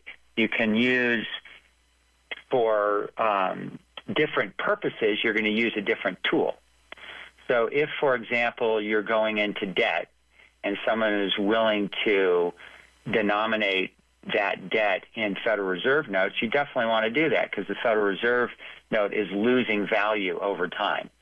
So the actual value of the debt that you've incurred is dropping. So you, as a debtor, are, you're going to say, okay, yeah, if someone wants to lend me those paper dollars, I'll go ahead and take that. And that's really one reason why we have become a debtor nation, is this kind of easy money. It really goes back to the monetary basis. We have a quote, Federal Reserve note, which some people refer to as a dollar, which is based on the full faith and credit. So it's a debt instrument. It doesn't actually extinguish debt. When you're exchanging Federal Reserve notes, you're actually just shifting debt from one person to another, whereas gold is the ultimate extinguisher of debt. So we offer vaulting, acquisition, vaulting, exchange of between different currencies, and then transfer, leasing, and then through our Goldilocks program, Gold Equity Line of Credit, people can, and this applies to silver as well, they can take a loan against their gold so that they don't have a taxable event. If you liquidate your gold, then the IRS may well argue that that's a taxable event, but if you take a loan against your gold and then you repay it at a later time, then that's a non-taxable event. So we provide that option for our members as well. I'm glad you brought that up, because I think the Goldilocks program is huge, that you can borrow against your gold without liquidating it. It's basically a gold, let's call it note. As long as you pay it back, it's just going to continue to appreciate in value over time. But I think what the UPMA offers is amazing for its members, that it has a trust. But I think we're a little bit over time, Larry. If you could give us 30 seconds of any thoughts that you want to let the listeners know, any opportunities that individuals or businesses might have through the UPMA, through the Alpine Gold, please go ahead and share that. And we really do thank you for coming on and sharing everything you have with the UPMA and your background in the Sound Money movement. Okay, well, thanks again for having me. You can visit us online at upma.org, upma.org, and you'll find answers to your questions there. And we encourage people to join with us, open an account, and there's a referral program too. So if you open an account and then you refer out, then there's some advantages there that you can explore. Hey, thanks so much. Have a great day. Absolutely. Thank you. Larry. Thank you. God bless. Okay, bye-bye. All right. Good night. I think we have our next guest. I heard a beep a while ago. Hey, Drew, are you with us? It's Drew. Hey, Drew, how are you, man? Okay. Hey, guys. Hey, how you doing? Thanks for having me on. Absolutely. So if you can share with everybody who you are, a little bit about your background and what your company does, then we'll let Patrick get into some questions, because I know he's really excited about the product that you guys offer to the public. Sure, absolutely. Again, thanks for having me on the radio show. I think it's awesome, the panel of guests you guys have put together, some really good information coming out. We need more information and education like this. I think the more the merrier. So, as for me, I'm Andrew Carey. I'm with Gold ATM. We essentially put together the world's first gold ATM that dispenses gold notes. If you're familiar with the Goldbacks, that's the product that we put into the Gold ATM, and our lineage and pedigree comes from the Bitcoin ATM space. And about 2 years ago, we put out a kind of like a pilot, kind of almost like let's call it a skunkworks, this gold ATM project where, we wanted to see the ability to dispense gold notes. And we looked at the Goldback product that for the first time, I want to say 2.5 years ago, when we discovered it, it was, the product's remarkable. Anybody who's seen it, I would say that it's almost like a 10 out of 10 kind of reaction is like, whether you like gold or not, I think it's an incredible product, and it's a 10X product. And I think it's just an amazing modern version of gold, or coinage of gold. And I know that there's differences between, the Goldback and wholesale gold, but at least as it relates to just the overall technology, it's impressive. And from my perspective, at least from where I come from, I felt like it was missing kind of a retail distribution element, and I think that's where we're trying to come in and fill the gap of trying to take what we think is an amazing product and bring it to the masses, bring it to people that may not be gold bugs or may not be familiar with precious metals, and try to put it right in front of their face with kiosk format. We think that fractional gold has basically it's about to see, in my opinion, it's about to get really popular just because of the price of gold rising. With a whole ounce costing, over $3,000 now, it's not as approachable as it once was. And fractional gold products, I think, like the Goldback, are going to make, more and more, they're going to become more and more popular over time. If you can create a great distribution method that is economically efficient, you can deliver small amounts of gold to the masses for a reasonable cost. And we believe that the kiosk format is the way to do that, and that's what we're trying to do at Gold ATM. And it's about, hey, can I buy as little as $10, $20 of gold? Before the Goldback paired with a kiosk format, I don't think that's really was possible in a brick-and-mortar format, and that is essentially the problem we're trying to solve. We had great response from our pilot program the last year and a half, and we sold, to thousands of customers, and we've been reworking the product back in the lab over the last, I want to say, 6 months especially, but rethinking it and building out the infrastructure on multiple ends. It's very difficult working with technology and hardware and with the retail environment and making sure that you can get the right placement. I know in the past we've seen gold ATMs come and go. And what we're trying to do is build a sustainable business model where we can get to and scale to thousands of gold ATMs worldwide. And it's a very, very, very difficult problem. It sounds easy, but it's extremely difficult. And that's kind of, the problem we're trying to solve. So I'll leave it there. I won't hog any more time. I probably spent half my time, probably more or less, to give you that lengthy monologue. But I'm happy to take questions and tangent off from there. Okay. I can feel Patrick all ready to ask you some questions. Yep. So the Goldback ATM machine. Tell us how the business model works.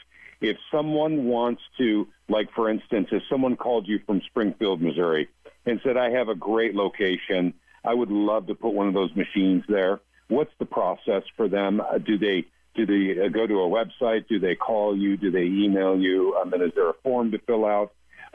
Is there a lot of investment up front involved? What's the process? So currently, right now, there's no shortage of those types of people or people reaching out from all over the world, not just here in the United States, everywhere. We have literally thousands of requests for gold ATMs right now. It is not ready for prime time, like, business in a box format for the average person to run. It's not at that level of commoditization yet. I'd like to think that we're in the 1990s of traditional ATMs where, ATMs were deregulated in the early 90s, and that industry started to take off with payphone guys, where their payphone business started to die from cellular phones, started moving into traditional ATM business and running independent gold ATMs. I'd say we're in the very, very early stages of gold ATMs, and right now what we're doing is we are trying to be very selective with our focus, just because it's easy to get distracted, and make sure that we put all the pieces together for distribution. We have no shortage of locations. With our kind of contacts in the Bitcoin ATM space, we ran software platforms that literally cater to almost 15,000 Bitcoin ATMs and cryptocurrency ATMs worldwide, in probably 10 different countries. And the amount of people and contacts we have in that industry, has given us no shortage of people to run these things. I think that there's a misnomer or misunderstanding that this is just an easy thing to do. It's actually extremely difficult at this point in time. Maybe in the future, it will be very easy and commoditized, and something where, hey, I can have my own ATM route of gold ATMs. But since it's early and it's a relatively unheard product, the Goldback, maybe not in these circles, but to the average mass, let's call it the average person out there has never heard of a Goldback, let alone seen one. And so I think that right now we're gonna try to dial in the formula, get that right, make sure that we can build a market, and when that market hits that tipping point, I think that's where we can look at, hey, how can we scale distribution and get gold ATMs in the hands of potential partners that have the entrepreneurial ability to run them. And we have the technology to be able to do that. We've done it before in the Bitcoin ATM space, but this early in the game, we don't want to dilute the experience and the control of the product because I think it's just early. I think that this thing's going to evolve, and there's a lot that's going to, I think, come into it, not just dispensing the gold, but also the potential to put the gold back into the machine and liquidate it or convert it into cash. And then other things like hook up to your, let's say one day, your UPMA account, and you're not buying the gold from the gold ATM, but you're withdrawing it or whatever it may be. There's a lot of things that we're thinking about and how we're building the technology and re-engineering the products. We're considering a lot of things ranging from, connecting to gold banks or gold accounts like UPMA or like, let's say, for instance, your Kinesis account, things like that. And then, the ushering in of real-world assets and tokenization of gold tokens, I think, are going to play a big part in our long-term strategy and how we're thinking. Okay, so there's to summarize that, sorry, Pat, to condense that down, right now we're not working with just anybody at the moment. It's extremely strategic, and we are relatively right now just operating them ourselves. Okay, gotcha. So there's no real risk of market saturation at this point in time. This is still, a novel idea, and you're currently working on research and development. So would that be fair to say? I'd say, yeah, that's going to be ongoing the next 2 years easily. But the cool thing is that we're launching, as we speak right now, 30 gold ATMs in SoCal. They'll be up and running probably by the end of the month in the LA area at Superior Grocery chain, which is a really nice grocery chain over there. And we have some really big plans for a launch in Florida coming up in the coming months as well. So that's just a little. Those are some breadcrumbs I'll drop on this radio show today. But we are at the let's say the next version or V2 of Gold ATM that's coming out, and there's some really cool things that we're excited about to share with you guys very soon. Okay, I've got a question for you from Liaisons from YouTube. Is asking, will the kiosk offer buybacks as well as sales? And if so, at what spread? The buyback is something that we're working on. It's a long-term R&D project. It's going to take some time. I can see it maybe happening in the next, let's say 12 to 24 months potentially. And that is definitely a goal of ours, is not just to be able to dispense the gold bills, but also to buy them back or allow you to put them into a bill acceptor, and for us to be able to read the value and offer you multiple forms of value in exchange for the gold back. Okay, so that is in the works as well. He asked also, you just said it's in research and development right now, but do you know right now, do you have a ballpark, what kind of spread there is for buying them back versus selling them? We don't have that dialed in yet, and it will only get better. It won't be great in the beginning, but it will be better once we scale out. It's all about scale and getting that spread as low as possible. So in the beginning, it won't be like, the best way to kind of look at this is that it won't be like necessarily a product in which fans of Goldback today will find the best price, right? This product will be out in retail environments, and we will be allowing you to buy as little as one instantly. So we're going to be holding the volatility in inventory and being able to deliver it instantly for either cash or debit credit is kind of really the name of the game. It's that convenience and getting it now, not waiting 5 days for shipping and buying it in bulk. It's about, hey, wow, I'm at the grocery store. I want to get a present for a relative's birthday or whatever it may be. That's pretty interesting, and I can buy $100 real quick while I'm checking out my groceries. That's kind of the target market. Down the road, there's bigger plans to turn it more into dialing it in and maybe approaching more of the currency side of things, getting that price and spread extremely low. And there'll be ways to do that, especially as we work with strategic partners, let's say in the future, like a Kinesis, like an UPMA, whoever it may be. That's where I think that we're going to really be able to get those spreads low, because there's a lot that will go into that partnership to allow, let's say, customers of our partners to be able to withdraw their Goldbacks for either what you would see today in a traditional ATM. You go into a Walgreens and you get surcharge-free ATMs. if you use a certain ATM at a certain bank, you get, no withdrawal fees. That's kind of like where we think the model will head for enthusiasts of Goldbacks that want the best possible price. Gotcha. Well, you answered all my questions. You did a good job. I was kind of hoping you guys were getting real close to prime time because Missouri is ready for gold ATM. So yeah, please consider Missouri with our new laws. And, basically I think Goldbacks are going to be a big hit here in the state of Missouri. You did mention you're going to place some in Southern California, Los Angeles, right? You can bolt these machines to the ground, can't you? You can, and so, I was making a joke. I'm sorry. Yeah, that's right, actually. And yes, we should do that in California. Although, when we originally put these down, we piloted, let's say, non-chain locations. I'll put it delicately, and call them that. Gas stations, liquor stores. Let's say, not the best locations, right? It's called, let's call them bottom-of-the-barrel test locations. And it was just to make sure we can get the best possible rent, et cetera, and, just to see if this was a viable economic model. Well, since then, we've been approaching and we've been approached by some of the biggest box retail chains, in the country. And, we have a lot of interest right now. Like I said, there's no shortage of locations. And it's about making sure that we can do what we think a game-changing product justice.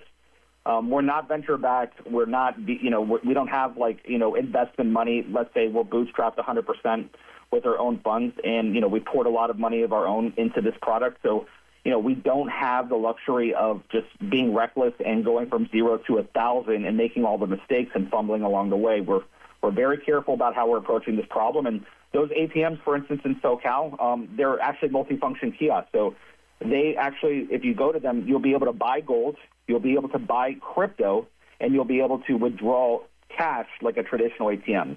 So we've now paired it with multiple services because in some jurisdictions, in some areas, we don't know how the demand for gold or crypto or traditional ATM will be with just one product and service. But if we can put multiple revenue streams on the same machine, we can make it economically viable and profitable extremely quickly, and then be able to be sustainable and self-sufficient and grow much quicker without making, a lot of the sacrifices that typically come with selling your soul early. So, we come from the Bitcoin ATM space. We took a industry from 0 to, $5 billion a year. And we've seen an industry with an alternative currency grow from nothing to 35,000 plus kiosks worldwide. We went on that journey and we saw all the mistakes. We made all the mistakes already. So we took that, distilled it into where we think the future is going. And the goal is to get the right level of distribution, the economic model right, and then make it sustainable. And then not only that, make retail just amazing locations, amazing real estate, salivate over the idea of dispensing gold. I think you're going to be extremely surprised about some of the retail partners in real estate that we're locking down for this concept. So, well, speaking of that, if I can ask another question real quick, will you be working with gold cash from other vendors, for instance, Kinesis bills or metal marks, as they're coming out in the future? We have an amazing partnership right now with Goldback, and as far as we know, this is kind of like let's call it 95% market share. So, we're always open to talking to any partner about potential use cases. And we don't know if Goldback will be the only gold bill out in the market, but at least from a state kind of, let's call it like a state affiliated kind of gold product, where they have the Utah Goldback, the Florida Goldback, Oklahoma, that just dropped, and I mean, Jeremy and his team are doing amazing things, and they have 5, 6, 7 years of incredible infrastructure built out, which makes our lives easier in terms of getting this product to scale. But yes, we love the guys over at Kinesis. They're doing amazing things, and I'm sure there'll be other gold products out there to fulfill other niches in the market. And we'd love to talk to anybody who's working on things. But right now, it's just Goldback, and we're extremely happy with our partnership with them, and they've been super supportive of us. And without these deep partnerships, we can't get the scale we need. We can't get the pricing that we need, and we can't make this thing where I think it needs to go. And I think it's essential to the success we all want to see for for the Goldback as a product, and it's only going to be a huge win for everybody in the precious metal space. Some people may or may not agree, but I think so, at least from where I sit. So. Okay, thank you very much for answering that. I think you have a terrific product. I can't wait for you to be ready for prime time. Missouri's wanting gold ATMs for sure. We'll be over there soon enough, I'm sure, man. We love Missouri. It's a great crypto ATM market too. And I think that, we're having just to kind of wrap up, I think that there's going to be an amazing kind of merge of technologies like coming together to, deliver utility to customers all across the world. I think that stablecoins are an interesting product right now as well. I think we're starting to see stablecoins out there that are backed by a basket, not just of treasuries, but also gold and Bitcoin and other digital assets. And I think that, all these things are going to kind of come together where I see a world in which, I may be traveling with multiple digital assets, but I want physical assets as well. And the ability to redeem, let's say, small amounts of physical gold locally for whatever digital asset I'm carrying in my wallet, I think that there's going to be a huge use case for that. And I think that, that's how we're thinking internally. So we're looking at the next 10 years. We're not just looking at the next 1 year. And to build that way is extremely exciting. It's extremely difficult, but luckily we come from that lineage, that pedigree, and I think all that's starting to converge a little bit right now. So we're super excited about the future, and hopefully we can make everybody proud, especially our partners, and especially the people that support us along the way of what we're about to kind of unleash and pull back the current a little bit on some of the stuff we've been working on. That's wonderful. Yeah, the future is definitely bright for gold and silver. There's no doubt about it.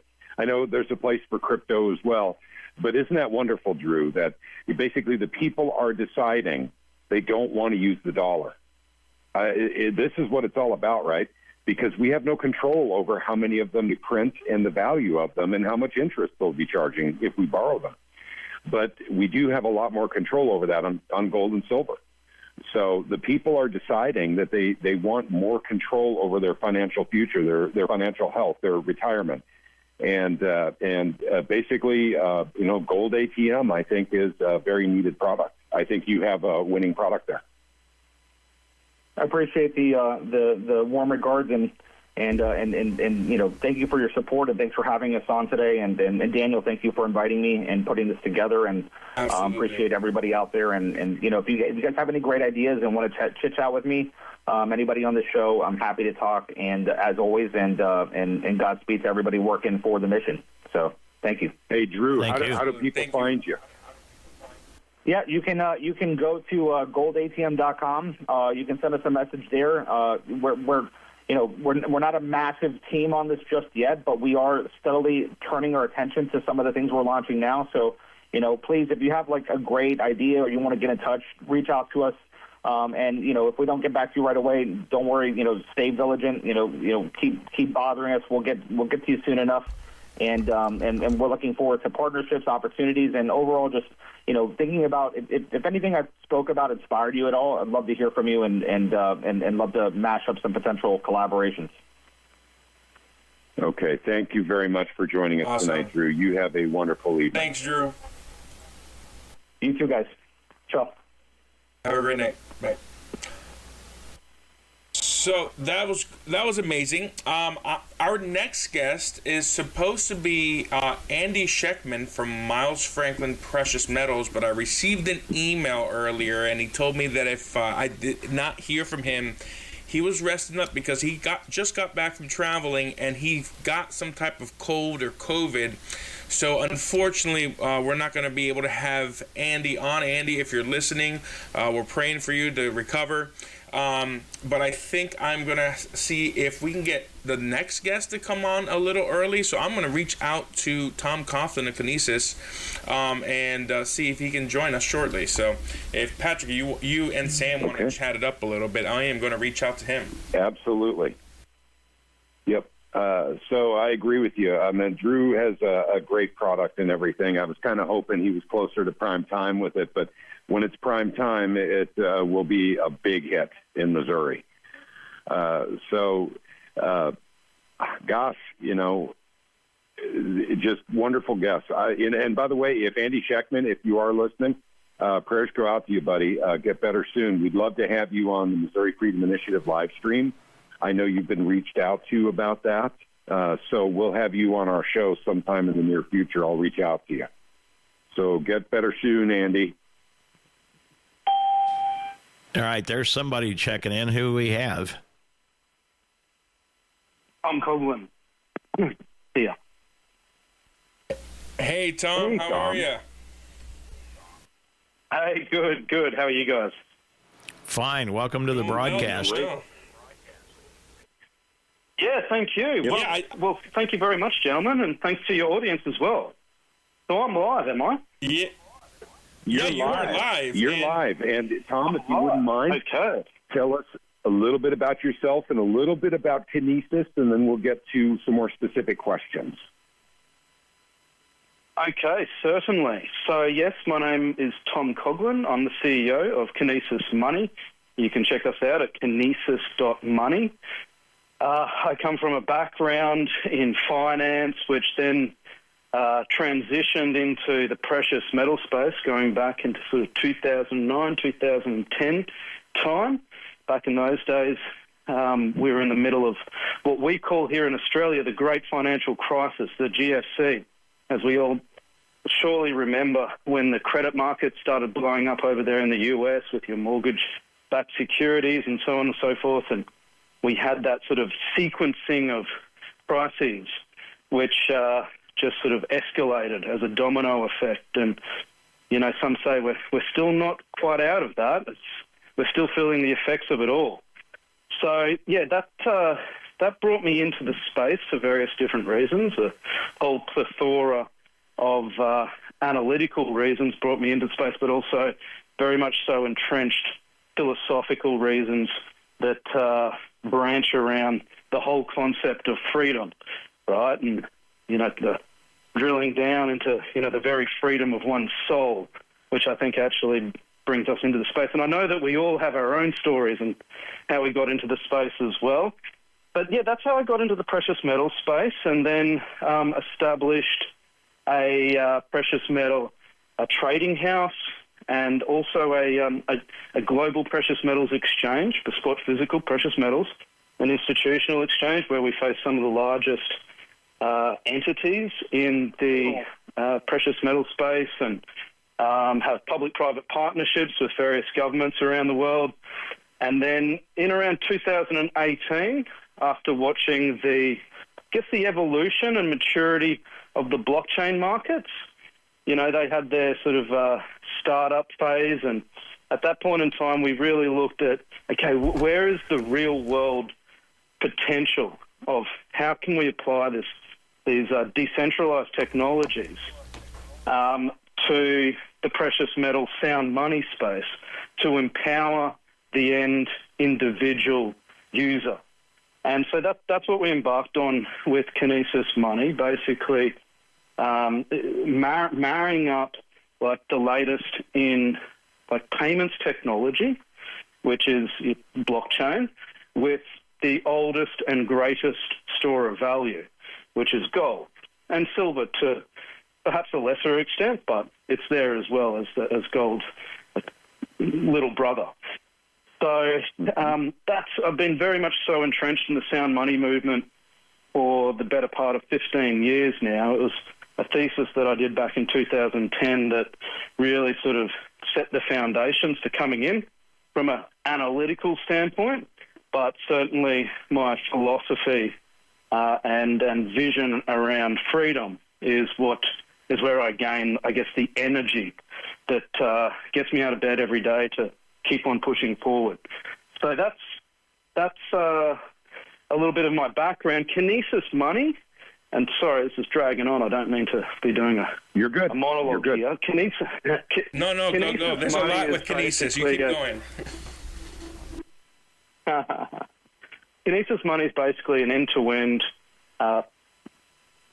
payment and storage solution for precious metals, gold and silver. We have our own digital currencies, like gold and silver digital currencies, For gold, we're actually the third largest gold digital currency in the world, and for silver, we are the largest silver digital currency in the world. We have this unique yield system, which is a non-debt-based yield system, because I'm very particular about, debt. I think that debt is an imprisoning function, and that's actually part of the rebellion against fiat currency, because, at its core, it is debt. Fiat currency is. Yep. I find it quite amusing, actually.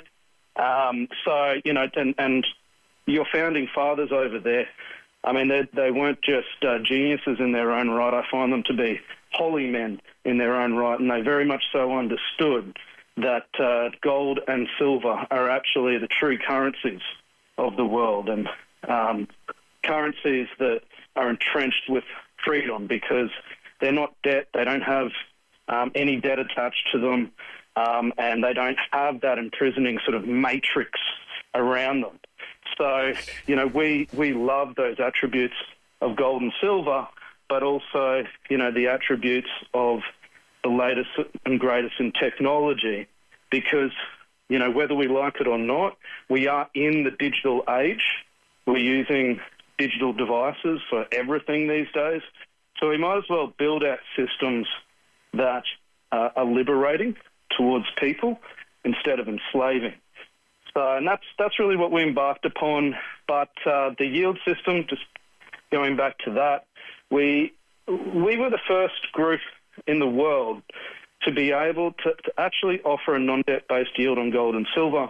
And it's for various different things. We've got, passive holding yield, but also active yields. Like, so you participate within the system, you can earn out a yield.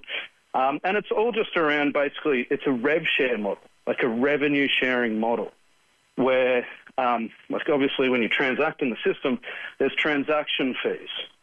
And instead of us just booking all of the transaction fees as revenue, we give back around 50% to our community. So, and a portion of it goes into, to hold it. So if you're holding gold or silver in our system via our digital currencies, then you're actually earning a yield. And it can move the needle, and it actually can be quite material over time. And, month after month, you get paid that yield and you get it back in gold and silver. So that's an important attribute of everything that we've done. We've got other components of the system which go into what we call K-Pay or Kinesis Pay, which faces up against merchants, whereby merchants can offer different, online or like over-the-counter like point-of-sale systems to their customers. So customers can utilise basically our digital currencies for payments of goods and services with a merchant. So that's another whole component, and that's a big focus. We're very much so in the debit card space as well. We've got a US, and I know it's very relevant to your audience. We've got a US card coming in the next couple of months, which I'm very excited about, and everyone can sort of sign up and sign on to the waiting list there to get it. And it's not just debit card that's coming. We've got other cards coming as well, and there's a whole reward system around that as well. So yeah, I mean that's sort of the high level. Of course, we look to integrate and partner with other organisations which share our vision and philosophy and values. And one of them, which I was just tuned in and listening to you before, being, Goldback and Gold ATM, and all fantastic organisations. And actually, we've got a partnership with Goldback as well to actually be listing the digital form of Goldback into our system and plug it into our payment facilities and utilise that as well. So we'll be value adding to the Goldback community in that way. So yeah, I'll yield to the floor. I want to say, I'm somewhat familiar with the Kinesis system now, thanks to Daniel, but There's a great service that you guys provide that hasn't been mentioned yet. If you have old cryptocurrencies lying around and you want to put them in your Kinesis account, you can convert those into gold or silver. That's pretty cool. So your system not only handles gold and silver, U.S. dollars, and I'm sure, all currencies or most of them, but you also handle cryptos, the biggest ones. So that's correct. You could go from crypto into gold, crypto into silver, and then presumably, although I've not done this, from gold and silver into crypto if you want. Is that correct? Yes, of course. Yes. There's a two-way exchange for cryptocurrencies and gold. I mean, you can trade on cryptocurrencies, you can trade on gold and silver within our system, and you can convert, both ways. That's a very useful function, and I think a lot of people in America will be interested in that. I've used that myself, gang. Some old cryptocurrencies transferred into silver and gold. Absolutely, and not only do you guys deal in the digital space, you guys also me and Patrick, we spent some time with the physical side of the Kinesis business. So not only did you create a digital exchange and tokenize gold and silver, there's an entire physical side to the Kinesis ecosystem as well. You guys have a mint, and you also have physical bullion, and you also have your own gold bills, like Goldback and Metal Mark, who's going to be coming up. So you guys are Kinesis is like a whole entire integrated ecosystem with the physical and the digital, which I think is fascinating. Maybe you can touch a little bit on that. And also I think of all the guests tonight, Kinesis is the most global, I think the only global company right now. How many countries are you in as well? Maybe you can let the audience know about the scope of the Kinesis monetary system. Thanks for that, Dan. I think it's over 150, let's call it 160 or something like that, countries that we're actually in. Yes, we are very global. Our gold bills are also, they're really a global mintage. They're a global gold bill as well. And yes, we have a large part of our business being the physical side of our business. That's our pedigree. And that's our history. It comes out of the physical space, and that's really also where our passion is. There's nothing like, physical gold and physical silver. And we've got a large mint that's based in Turkey, in Istanbul, Turkey, which is Istanbul is really one of the three major physical hubs of gold in the world. You've got Hong Kong, you've got Dubai, and you've got Istanbul.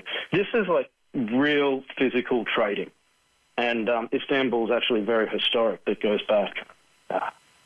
In the Grand Bazaar, they've been doing it for over 1,000 years, I believe. And, it's like literal big physical centers. Whereas if you look at, where we actually derive the price of gold and silver in the world, it really comes from derivative markets, paper markets, you may say, based out of London and based out of New York with the COMEX. But they're not really physical centers. You've got gold bars or gold coins, and you're trying to find a liquid market in those two locations, and you'll very much so struggle.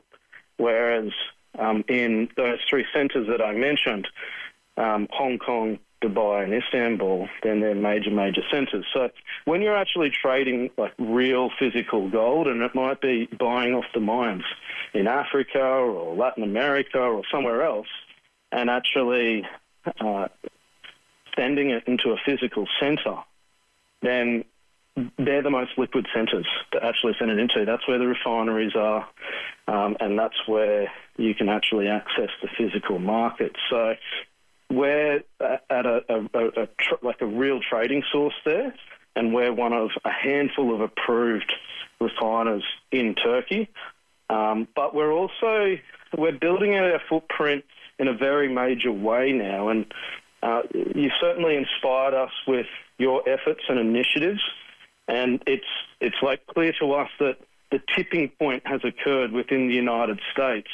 And it's coming from like your grassroots efforts at the state level. And it's catching on and spreading like wildfire. And we're fired up to be part of it, to be honest.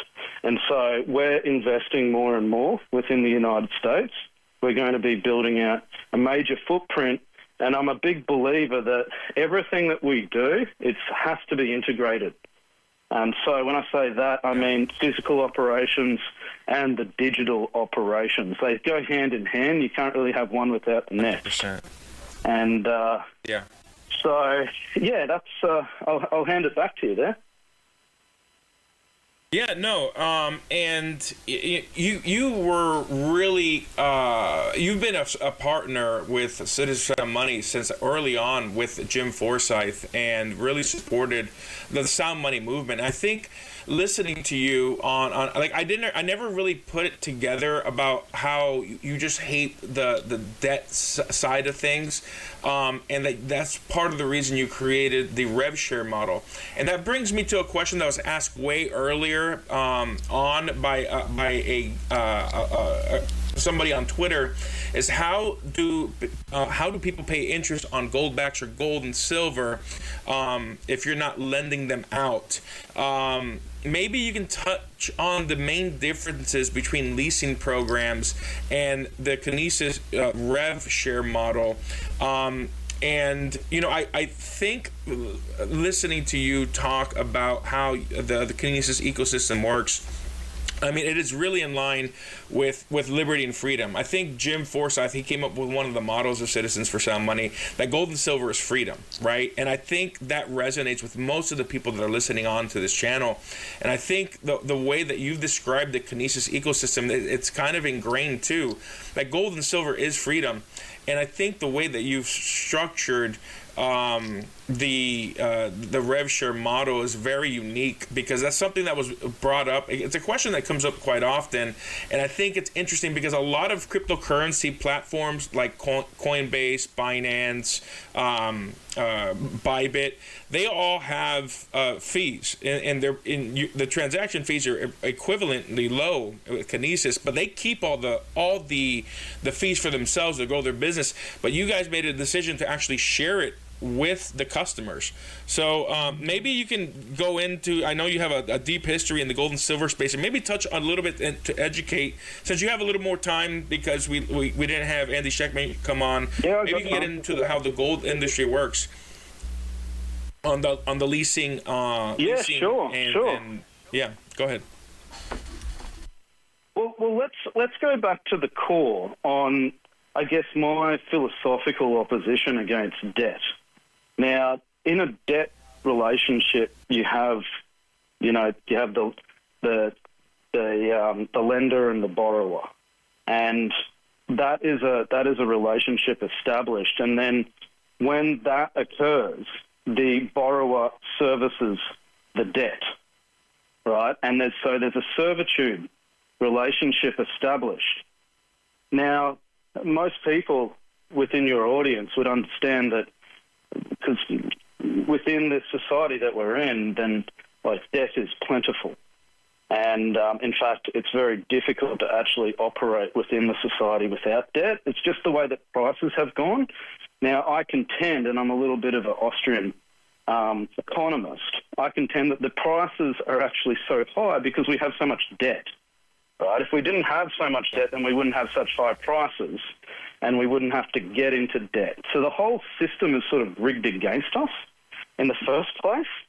Like, you know, to go to university over in the United States, you have to get a student loan. So you actually even start your professional career behind the ball a little bit, and getting into debt. To get a house or to get a car, you need to get debt.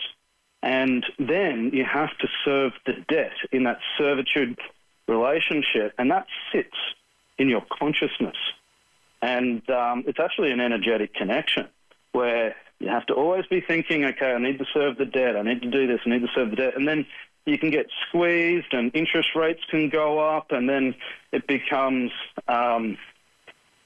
stressful, and there can be, a sense of fear or anxiety creep in. And so there's this matrix of control around debt. And as we get into debt, we're largely handing over the power to the central planners. And that's one thing that I don't like. Take away all the debt, then prices would come back down to actual levels where we wouldn't need debt. And we'd actually just be able to buy things honestly and fairly through economic activity, and fair economic and true and honest economic activity. So, I implore your audience to actually imagine a world where there was never any debt. And you'd find that, of course, you wouldn't actually need to get into debt because prices would be normal and reasonable. The issue is that we are actually in a world where there is debt, and that's the case. So I guess there's no real point in crying over spilt milk here. It just is what it is, and we need to survive the best that we can survive and thrive as well, if possible. The game is rigged against us to a large extent. Yes. So this is where I take the mindset, when the game's rigged against you, it's time to change the game. So we've always just tried to offer the opt-out function the best that we can. It's very difficult because we also need to interface into the existing systems in the existing world. Even though they're rigged against us, we need to interface in if we wish to operate within the society that we operate in. That's what we've always tried to do, the best that we can do with Kinesis. Now, there's nothing wrong with gold leasing or something like that. There's nothing wrong with it, but there is a debt relationship. There's lending or leasing occurring, and and I'm not saying that there's anything wrong to that, but our system is not set up that way. Our system, we have economic activity that we share with our users, and that's how we actually.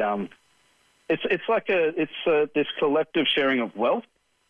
So, and we split it up in accordance with your activity and participation within the system, and that's really the way that it works.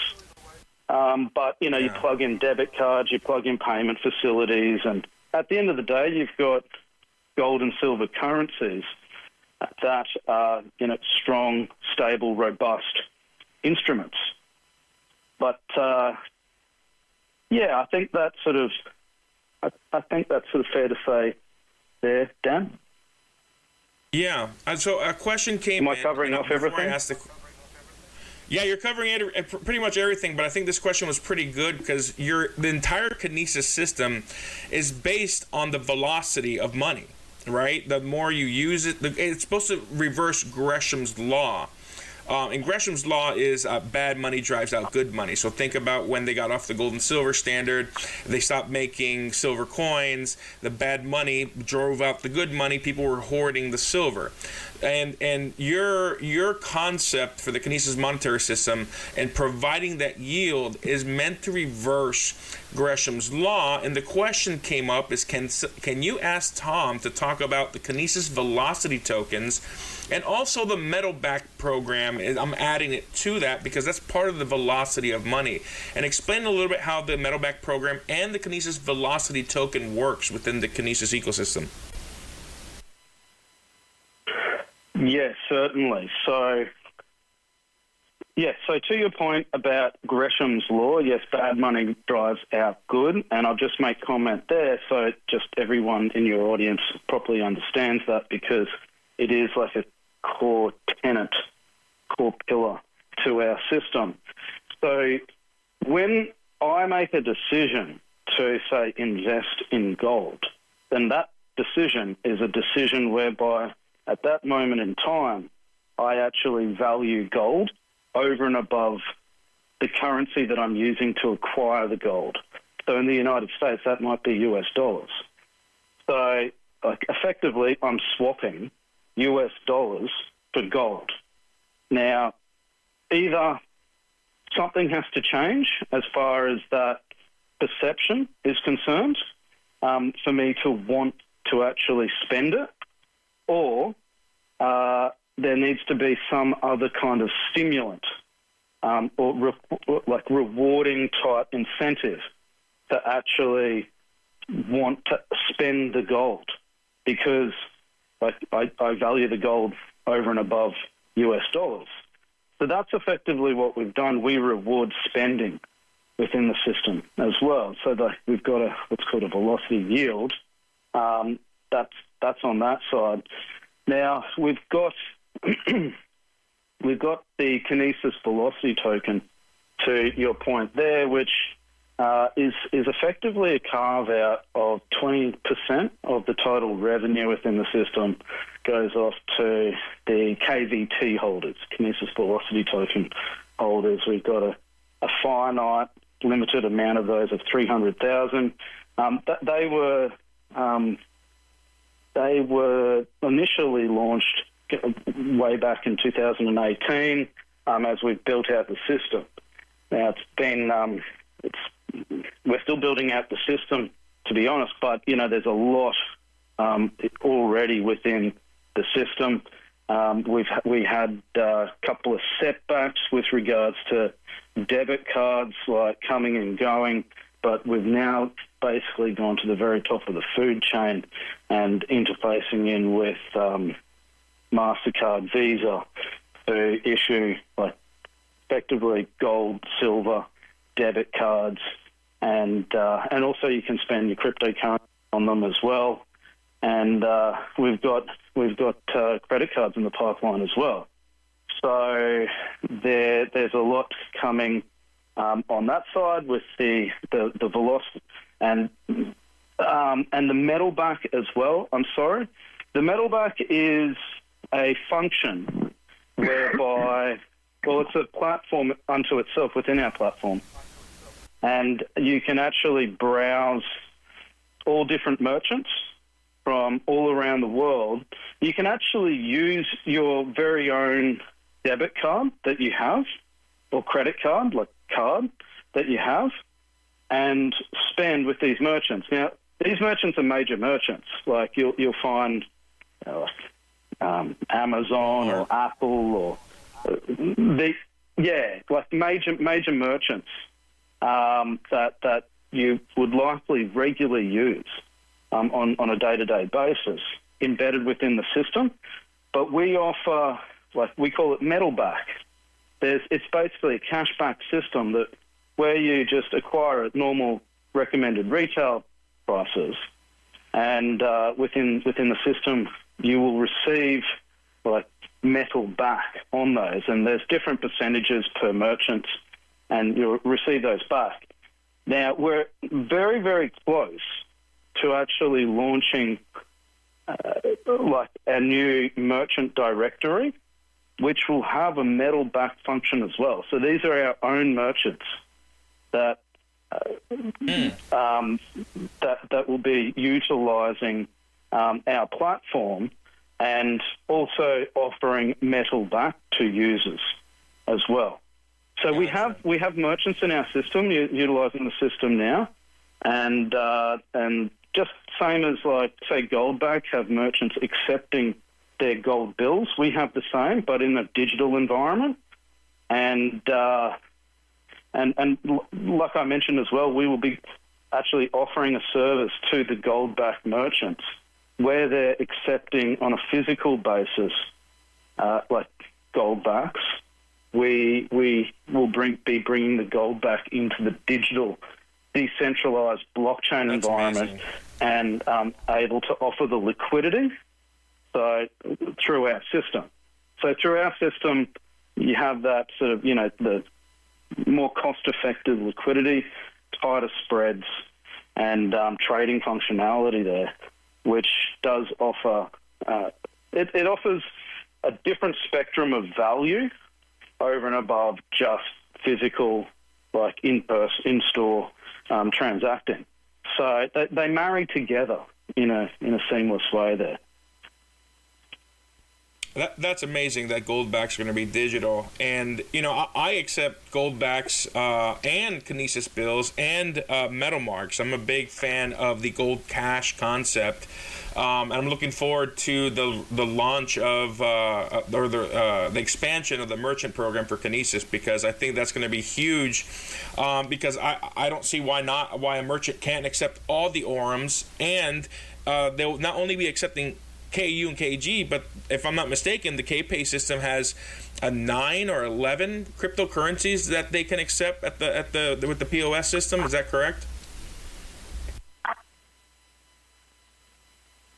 Yes, correct. Perfect. All right. Well, I've been kind of hogging all the questions. Patrick, do you have anything else? We got about 5 minutes before our next guest, Josh Alley from MetaMark, comes on. You have anything for Tom? Yep, I do. Like I said, I'm familiar with the Kinesis system. I do have an account with you guys. I've really enjoyed having that account. I pointed out before that it also handles cryptocurrency. So if there's folks out there that want to get, an account with a company that deals in silver and gold, not just the electronic version, the physical version, and that this is leading to my question. Kinesis is an easy place to go and do this. But I'm going to ask you the tough question here. You're not fractionally reserving. You have the metal in the vaults for what you have for your electronic versions of silver and gold, correct? Oh, yes, 100% correct. And that's audited by the premier auditor as well. So that was my next question, is if you're audited on a regular basis by a third party. So basically you have the silver, you have the gold, and you're not engaging in this 10% nonsense of fractional reserve lending that American banks do that are tied to the Federal Reserve. You don't do that kind of nonsense. No, certainly not. No, certainly not. Yep. Certainly not. No, all the gold and silver's in the vault. That's audited we get the audits done every 6 months, and that's actually quite a significant undertaking because our vaults all around the world have to get audited at the same time. But that's done and that's published every 6 months. Do you have a physical presence inside the United States at all? We do. It's building up. We've got firstly, we've got plenty of team members throughout the United States, but we've got a little office with it's only a small office at this point in time of about 4 people that are just setting up properly. But our organisation in total is about 250 in Kinesis money, but if you start taking in staffing and our mints and our physical operations, you can easily add another 100 or so there as well. So just small at this point, but we are really looking to expand as we go forward now and into the end of the year, actually. Well, I'll tell you what, Daniel and I were both in Oklahoma City this past week, and I'm sure you knew about that, the World's Fair of Money. And I got to meet the guy who runs your mint. Kinesis has its own mint, folks, and they're minting both silver and gold products. And if I recall correctly, that mint is located in Turkey, in Istanbul, yes. Is that correct? Okay. Correct. So it's very important for people to understand, even though you do deal in electronic, you do mint your own gold and silver as well. You're doing that in Turkey, and we actually got to see the products, but the one that was really exciting was the ORMs. There was a bunch of them I was able to actually, look at there at the World's Fair on Money. And so the ORMs are a beautiful, beautiful product. It's for those who are listening and have ever seen a Goldback, this is, kind of like a Goldback, except they have very different kinds of artwork on them. And basically, you guys are launching those worldwide here pretty soon, aren't you?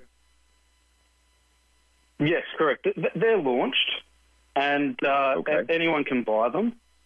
We've actually got quite a significant stockpile of them in the United States now.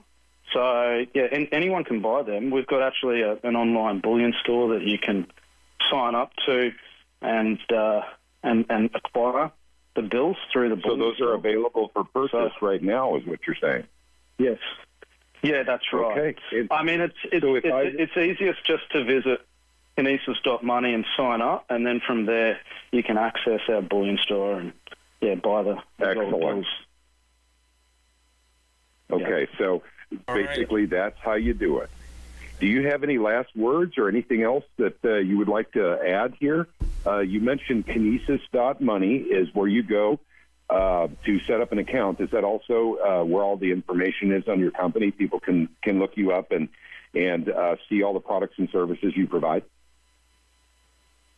Yeah, that's right. Yeah, exactly. Kinesis.money. Look, we're just trying to do our part as far as solving what we consider to be a problem. We identify what we consider to be injustices in our economy, in our money markets, in currency in general. And we've gone about helping to solve things in the way that we can, doing our little bit. And I think that everyone is empowered to do the same. Like, there are solutions out there that help people liberate themselves and empower themselves. So, and look, an example of that is if you look at an ounce of gold throughout history, it's pretty much always bought the equivalent of a good man's suit. And this goes back to, take it back to ancient Roman days and, look at what it acquired back then. But I guess it bought a nice toga or something like that back in those days. And, then extend it forward to now, and with, around sort of, the $3,400, $3,500 mark, you buy a very nice man's suit now. And actually, gold has been rising in relative terms to other assets quite significantly, outperforming other assets. And it's very much so inversely correlated to the value of fiat currencies, but very much so correlated to the printing of money. And so that's where we are. And it's at the end of the day, it's just a good sort of portfolio hedge. Yeah. But if you can utilize it as money, and now that the states are adopting constitutional legislation that supports that, then why not? Your founding fathers did a lot of right things, and like I said, I consider them holy men. They understood the very true nature of freedom, I would say. Freedom and liberty. Tom, thank you so much for coming on tonight. Look forward to talking to you again in the future. I do need to talk to you in the future. I'd like to have you host you on a live stream with the Missouri Freedom Initiative in the coming weeks. So I'll be in touch with you about that. But thank you so much for joining. We're out of time, so we need to move on to the next guest, if that's okay. Perfect. Thank you so much, gentlemen, and a big thank you to your audience as well. Thank you for dialing in and listening. Thank you, Tom. Have a good night, sir. Yeah. Thanks a lot. Bye. Bye-bye. All right. I think I heard our next guest come in. Josh Alley, you there? No, I'm here. How am I going to follow that? Hey. That was great. I was thinking the same thing. So, well, Josh, he got a little special dispensation because we had a missing guest. So he had a little bit more time. Yeah. So that's the reason why he got so much time. But, it's really, really nice to talk to you, Josh, with Metalmark. If you wouldn't mind, tell us a little bit about yourself and a little bit about Metalmark. Sure, you got it. First of all, thank you for inviting me. I'm really glad to be here. And a little bit about me. I'm an entrepreneur. That's sort of my background. And I used to work at this company called On It. That's where I met some of the other players that are involved in Metalmark now. And after that great, insane rocket ship of a ride, we sort of had a nice exit, and we're enjoying our retirement. And then this sort of fell in the lap. We found out about Arms, and we found out about the company Belair, and we found out about Goldbacks, and we thought, like, that is the coolest thing ever. And one of the things that was really awesome about on it was a supplement company, but it was like kind of a cool supplement company. We managed to make supplements and fitness kind of a cool thing, kind of a very interesting thing, kind of a very artistic thing, and that was very different at the time. And so looking at this space, like, all I want to do really is work with my heroes, my artistic heroes, the heroes who have made art that I love so much that I try to incorporate in pretty much everything that we do. So this is, we're seeing this as a vehicle, not only just to have something that can enter into and perpetuate the, or can evangelize the notion of sound money, but I also get the chance to now work with some of my greatest heroes in art and adapt their art, officially licensed, over to an arm that we can print just a few of them on, so that it becomes like a limited edition collectible. And that's sort of the main focus of Metalmark right now is working with really amazing artists like Frank Frazetta or Tristan Eaton or the Getty Museum even, and Frank Miller and some other people, and take their awesome, amazing IP, their art, and adapt it for the first time for printing on gold. And then instead of just, buying a really expensive art print, you have an art print that is going to appreciate as art appreciates, but then it's going to appreciate also as gold appreciates. So basically you're just dealing in gold, is that correct? Is that what you're saying? Right now, yeah, we're just dealing in gold, although we have a couple of POs that were in the pipe for platinum. Like, we would love to make platinum arms. Nice. We would love to make pretty much whatever I arms. heard about that. Yeah, I mean, I'm sorry, go ahead. I would love to see a mix of metals in an arm. Like, that would be awesome. Like, we're here to sort of try to enhance the artistic value of these as much as possible, and hope that just becomes another dimension of value for every arm in the space and the whole movement in general. Yeah, and let me say something. So are your products... go ahead, Daniel. I'm sorry.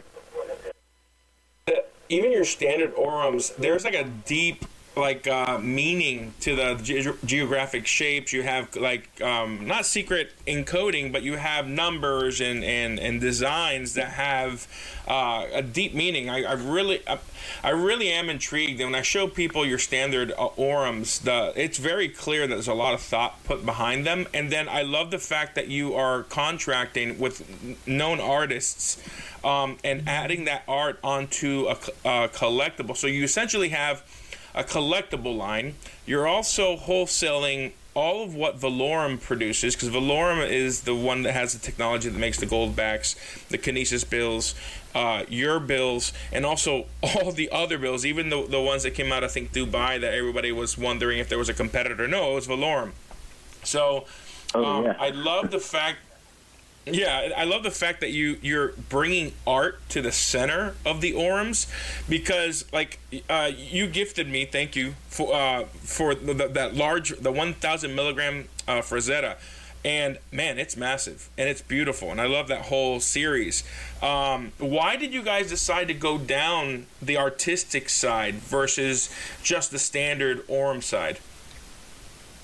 Well, we're the new kids on the block, so we're just sort of figuring this out, and we are learning about sound money for the first time as humans involved in the company, and also as sort of investors in the space as well. So we're sort of repeating a lot of the same mistakes that everyone said that they've already done and they've already advanced beyond the repeating the same mistakes part. We're still going through that, but it's really fun. The standards, actually, I'm glad you brought those up.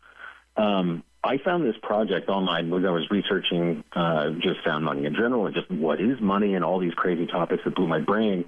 I found this artist by the name of Travis Purrington, who is an American living in Switzerland, which is like the capital of money. And he, for a thesis project for the college he was going to, he put out a redesign of the United States dollar. So the whole series just reimagined from top to bottom. And it was so amazing, and it was so good. It was like, that's exactly what our actual money should look like, let alone not be printed just on paper. So we worked with him to design the standards, and everything you like about the standards, that's 100% Travis Purrington. He is an expert on the symbology. He goes deep and all that. And yeah, the design language with the standards is based all around the idea that supernovas in space are the things that actually create gold. Like, you can't just make Yes, gold that's in what a I lab. loved about it. Like, it's created by these, like, fantastic cosmic phenomena. Like, holy moly, that's wild. But we're sort of going in the artistic direction because selfishly, like, that just seems the most fun right now, and it will evolve, I'm sure. But like, getting some of the art that we're working with, like Frazetta, getting able to work with the Frazetta estate is just, like, amazing and magical. And there's a lot of really neat things that go into that, and I think it's going to be a really good chain reaction of positivity. Like, we started working the Frazettas, we adapted them. That led to us getting B-roll shot at Robert Rodriguez's house, because the movie director, because he had some of the Frazetta originals. And so I'm hoping that there's enough of those moments that we can find organically by just working with really, really cool IP that we'll be able to advance the movement of sound money and be able to get into, you know, the broader conversation with more people, because we're going to be using art that's very relevant to hopefully a wider audience of people. That's the general thesis. Yeah, you and I have been talking for a few months, and I've actually seen an evolution in your excitement about sound money. I don't know at what point it was. I think the first month we talked, you were into sound money, but it seems like over the last month and a half, 2 months, it's like you dug in and it clicked in your mind. You created an exchange for the metal marks on your website because of what I was talking about with trying to create a liquidity program and so forth. I kind of love seeing your evolution. It kind of reminds me of when I learned about sound money and realized gold and silver was money, and I kind of think that's happened since I've known you. It's like there was a click, and I see the enthusiasm. You're super excited about it. And I love what you're building. Like you're coding. You're a coder. You're fixing things and creating things for MetaMarks, which is going in what I think is the right direction for a sound money economy. Can you touch on that a little bit? And then I'll let Patrick take over, because I just want you to share about that, because I love seeing the evolution of people who realize what sound money is and they get excited about it. And I see that with you. For sure. So I'm sure it's a very familiar story, but like it always happens, as soon as you start to really learn about something and you start to truly know it and like understand it on a deep level, and the more information you learn about it, the sort of deeper the story becomes and the more complex the story becomes, and the more you understand, like, oh man, I really didn't know anything about money and value and all of that. Like, I have been pilled so hard just by working on this project that, like, there's no going back. And I was already sort of a Bitcoin person, just in theory. But now, like, I understand value, human value, and ways to capture and transfer it much more strongly now, which only increases my conviction about this entire space that we're all in. Like, this is ultimately a very, very good and freeing and important thing. Yeah, absolutely. And the exchange. I'm just looking at your website right now, Josh. And I'm looking at this first time I've seen them. The artwork is really phenomenal.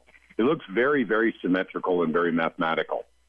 And they're wonderful. And it looks like you have two amounts here, correct me if I'm wrong, 1,000 milligram and 500 milligram bills. Is that correct? That's correct. Yeah, those are the standards. And then we have, the artist series, and then the stuff that we also carry or resell from Valero. Okay, gotcha. So the artist series will carry different weights? Different weights and also different artists. So right now we have, I think 10 new products in active development right now that are being adapted and will be minted and hopefully available towards the end of the year. And that's going to be with a whole range of brand new artists that we'll be bringing on board. Okay, gotcha. So it says on your website, great for collecting, stacking, and barter. But, of course, these are bartering instruments. I mean, actually, you can actually use them for buying goods and services, just like you could a Goldback or, for instance, Kinesis products as well. And so now these are out and they're purchasable. Is that correct? That's correct, yeah. And okay, gotcha. Point of clarification, just to make it super, super clear, the standards are like the evergreen product that we're figuring out. Those are the instruments that you would use for barter or exchange of value. The other things are very much like limited edition prints. You can think of them as almost like rare stamps, where you probably, yes, it might be able to send a letter in the mail, but you wouldn't want to use that rare stamp necessarily on the envelope. It's more of a collectible. Okay, gotcha. But if it were used for barter, I have a specific question for you. How would, first of all, with merchants, how would they be able to take this? Do you guys create an app you can put on a phone that determines the value day to day? How does that work? Yeah, there is that, and that app exists today. We have a calculator, all of that. It actually has some other functions to hopefully make the transactions a little bit more smooth, because I am an e-com sort of nerd, and I obsess about the POS experience and all that. But I'm waiting on some other things to fall into place before we can actually come out and say, like, we intend for these to be used in this way. Right now, I think we're positioned as a like purely collectible business that's trying to heighten the art side of things. But I could see us inevitably falling more in that former category, and then using the art hopefully as something very strategic. Okay, gotcha. So that's actually, I mean, I'm staring here, looking at the website here of the artwork on these things, and they are very, very different from everything I've ever seen before, but they're extremely attractive. And the symmetry is just amazing. So that's kind of what you were going for with it, is collectible and numismatic, stocking stuffers, or were you guys actually looking for the barter market as well? Well, the initial thesis was like, hey, this is super cool. Let's do something. This is great. This is very exciting. And now that we've been pilled as a company, I think we're seeing the inevitability of the barter side of things. So I think we'll evolve over time for sure, and meet that market demand, or at least help to create it. Yeah. Are you creating a merchant network Patrick, right now? I'm sorry. Go ahead, Daniel. No, I was going to say, it reminds me of that coin artist that you told me you bought coins from. What's it? Josh Dwayne? Chris Dwayne. Silver Shield. Yes. Yep. It reminds me of that with the artistic. Yep, it does. These are really amazing, right? Yeah. I have to admit, they're very attractive. The symmetry just draws your eye into it, and then you keep looking further and further into it, and so it's very attractive artwork. Congratulations on that, Josh. You guys have a winning product there. It's eye candy for sure. So, but the barterability, basically aspect of it definitely interests me as well. But these are, by the way, this is radio, so folks can't see what we're seeing. But what I will do is bring this page over for those who are currently watching us on Twitter, YouTube, and on Rumble. So you guys can actually see what I'm seeing. And so you guys should be able to see it right now. And the symmetry just on these metal marks is just really amazing. But folks on the radio, I just want to say it looks very, very mathematical. And it's pleasing to the eye. To be able to see these metal marks. And once again, this is kind of like a product like Goldbacks. For those of you who have experienced a Goldback, I'm talking not about the artwork, but about the utility. So these are the same kinds of things, but it's a very different kind of artwork. So congratulations on that, Josh. You've done a great job. Appreciate it. Yeah, it's all Travis Purrington and the artist that we work with. Unfortunately, I was blessed with the coding ability, but no artistic ability. Yeah. So your website, mtlmrk.com. Is that correct? You got it. Okay. So if anyone's metal mark without the vowels. Okay. Yep. Without the vowels. There you go. If anyone's interested in buying these, that's where you go, right? That's where you go. Yeah. Okay. And are you guys forming partnerships with merchants at this time? At this time, we're not, but that would be super fascinating. I'm open to it. Obviously, I've been pilled to the sound money movement, and really, I'm here to help however I can. We're very much the new kids on the block, and we just got introduced to the space, and we are completely enamored by it and sort of in awe of all the partners that are in the space, all of whom, by the way, you've got representation on your show, so that's amazing. Yep. Yeah. So that's just wonderful. We have a couple of minutes left, Josh. If you want to give us some closing comments, some any other information you want to convey to the listeners. There was an analogy made, I think by Kinesis, which was touching on the sentiment that I think is now core to Metalmark's business philosophy, which is a very long-term lens. We are not chasing short-term profits. This is a business where you can exchange your inflationary dollars for a harder asset like gold, and over time that's going to serve you much better. And I think that's, I don't know, kind of everything.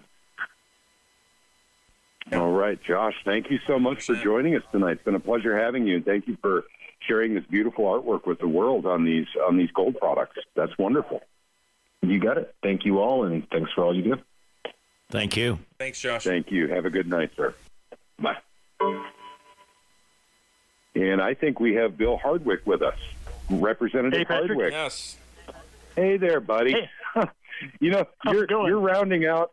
It's going great. You're rounding out a show. I know that you're busy tonight and that you're at another function right now, political function.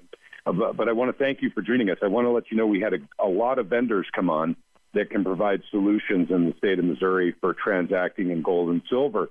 And, of course, that started with you right there in the House and getting this bill through. And, it's actually becoming law in just 4 days. And so we're very, very grateful to have you on again. Yeah, and I just want to say that you... Sorry, go ahead. No, go ahead. Go ahead, Dad. No, I was just saying you are a champion. I mean, you worked so hard last year and this year to get this through. And we were saying early in the show, if it wasn't for you and Senator Moon, this would not have happened.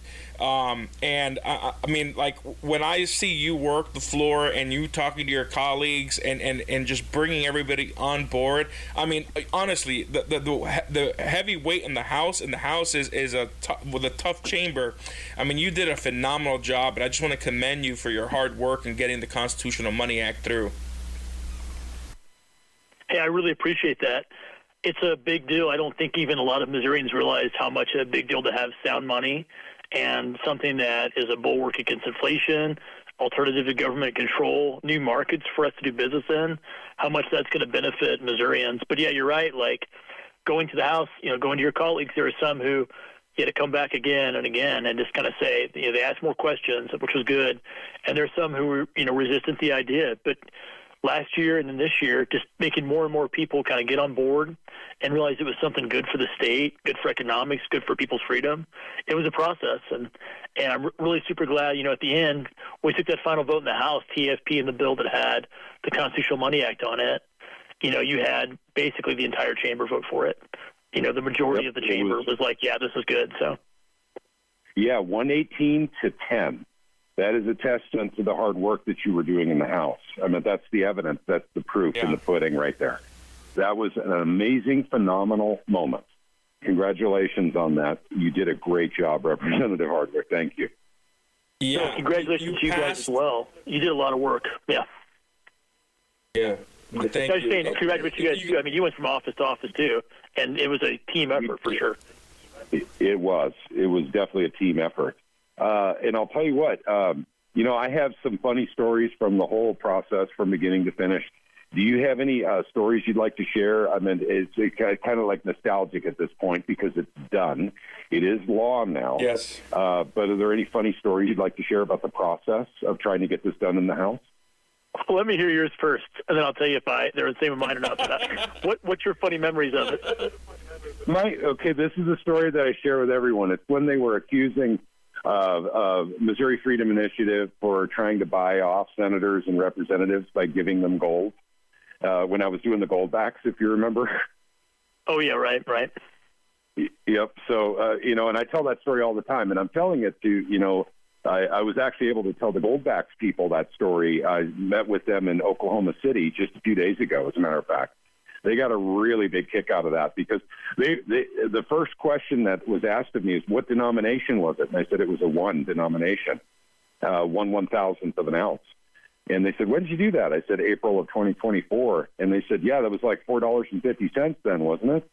I said, yeah. And so he said, well, what about the $100,000 they get donated to their PACs? Do they say that they're trying to buy them off? And I said, no, they didn't do that. They did go after me, though. Yeah, that's right. So they got a kick out. The naysayers end up voting for it, though, at the end of the day. So the people who are like, oh, no, what's going on, and scratching their head. But that's how, like, when there's a new economic idea, a new political idea, that's in, like, a change model. You present to somebody at first, some people are on board, and some people go, I don't know, And it takes a while to get people to kind of think through and be persuaded. I think that's what happened over the last 2 years. So at first they're like, what is this, Goldback?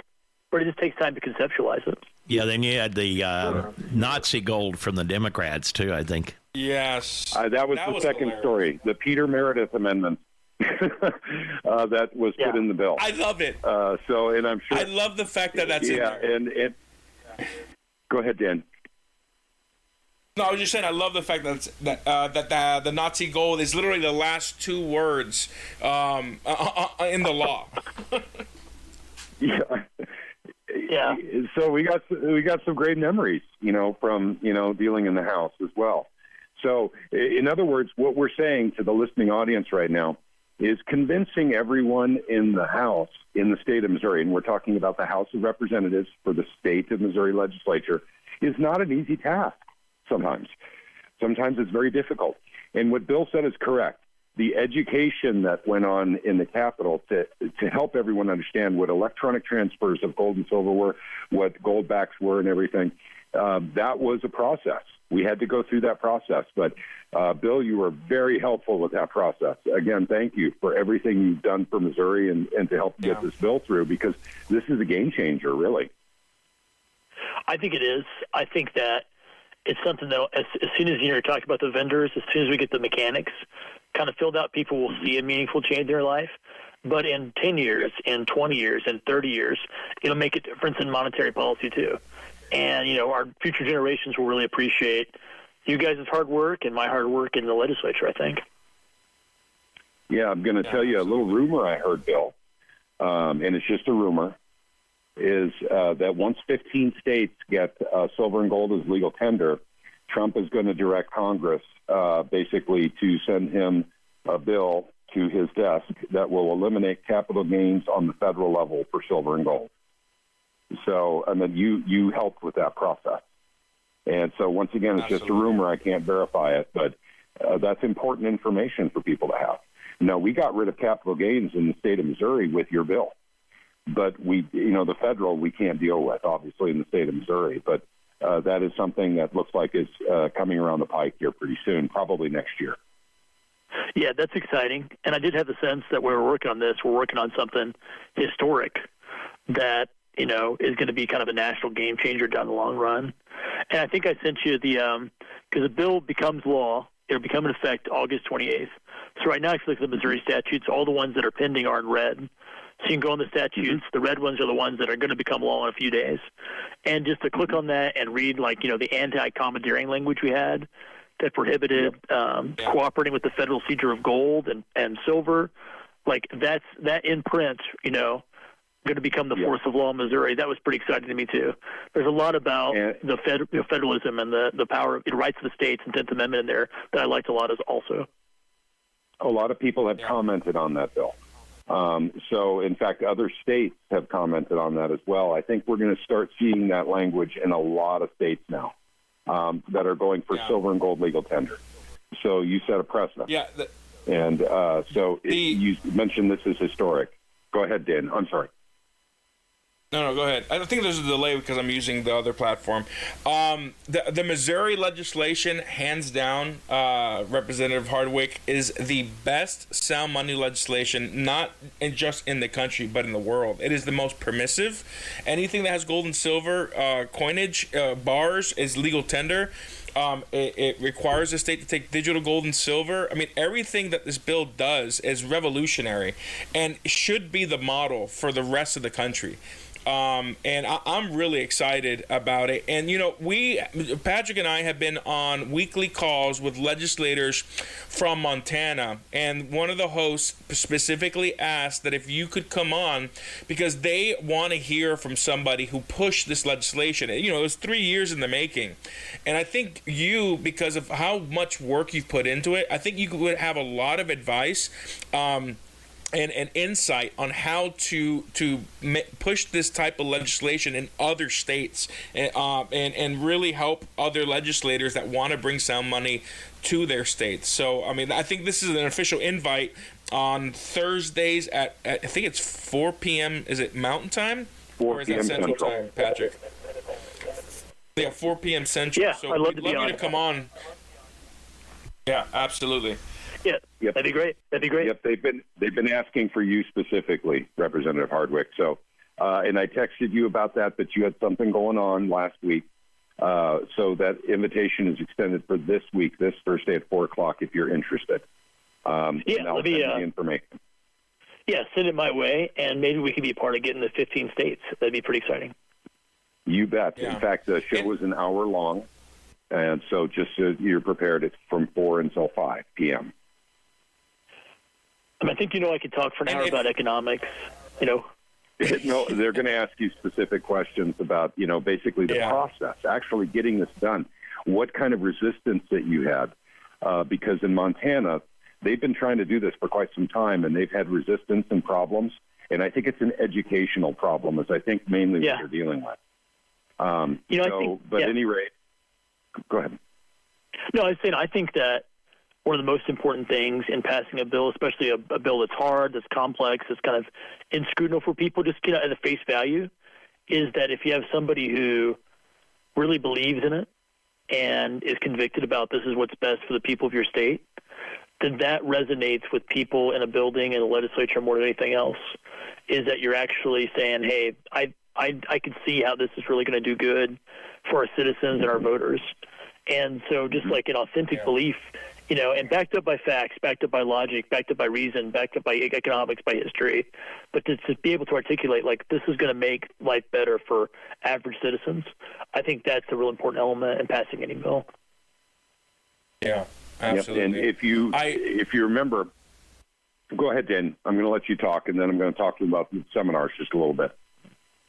Yeah, I have one more invitation and a question on Twitter. So I also want to invite you to join the Missouri delegation to ALEC this coming meeting, if you are able to. It's going to be in December in Dallas, because I think it would be great for you to come and talk to the sponsors of the model legislation that was just passed this summer, because I think we could add some things that Missouri really championed to the model legislation of ALEC and make it even better. So I want to personally, we're a member, Citizens for Sound Money is a member of ALEC as a nonprofit member, and I met some of your fellow colleagues that are from the Missouri delegation, but I'd love you to come to Dallas. That'll be my official invitation. And then there's a non-economic question. Gary from Barsdorf asked, is there any relation to Cliff Hardwick in New Jersey? I don't know. I don't know Cliff Hardwick, but I'm sure somewhere we converge. Maybe like about the time of Noah, something like that. But sounds good. All right, that's it for me. Yep. Okay, Bill. Once again, we're talking to all kinds of people about the legislation. And one of the amazing things that we got done with your legislation right here in the state of Missouri is you talked about it, the anti-confiscation doctrine, which is 10th Amendment stuff, where civil asset forfeiture has stopped on silver and gold. You have to go through due process in order to take someone's silver or gold, but also silver and gold contracts. And when you put the two of them together, you have what's called a alloidial title for silver and gold. In other words, private property rights for silver and gold have been restored in the state of Missouri with your legislation. And that's kind of a big deal. No state has ever done anything like this before. So, you're kind of heralded as the hero for that as well. So I just wanted to point that out. But also, too, I texted you a little bit about these seminars. Daniel's going to be joining me on them. We're going to start touring the state and literally holding seminars for businesses on how they can transact in gold and silver.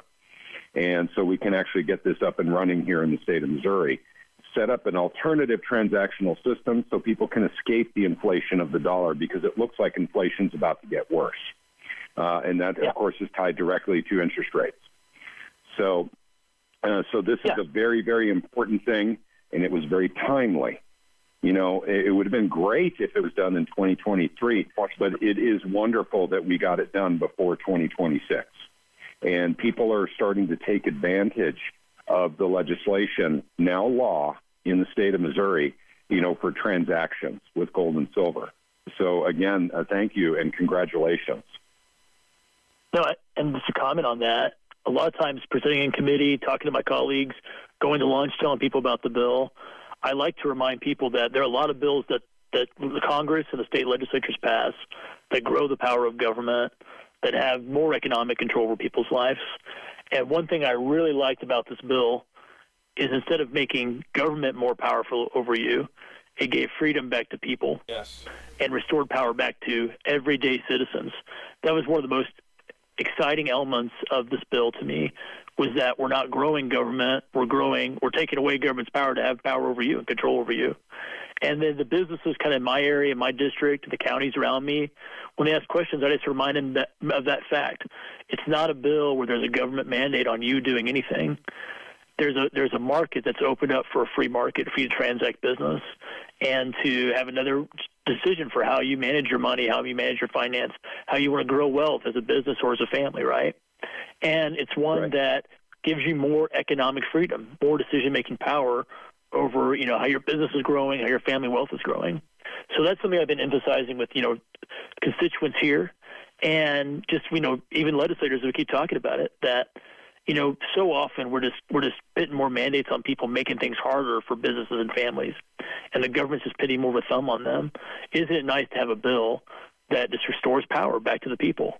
And that's one thing I was excited about too. Yep, it makes it definitely unique. This was a bill that was not backed by any corporation, by donations, by PAC donations or campaign donations. Is what I mean.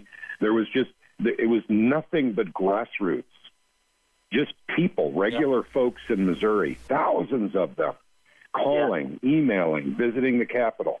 So we hadn't seen, this level of activity since, maybe the Second Amendment Preservation Act, maybe a little bit on the State Act as well, but Second Amendment Preservation Act, we saw that. So this got the people's attention too.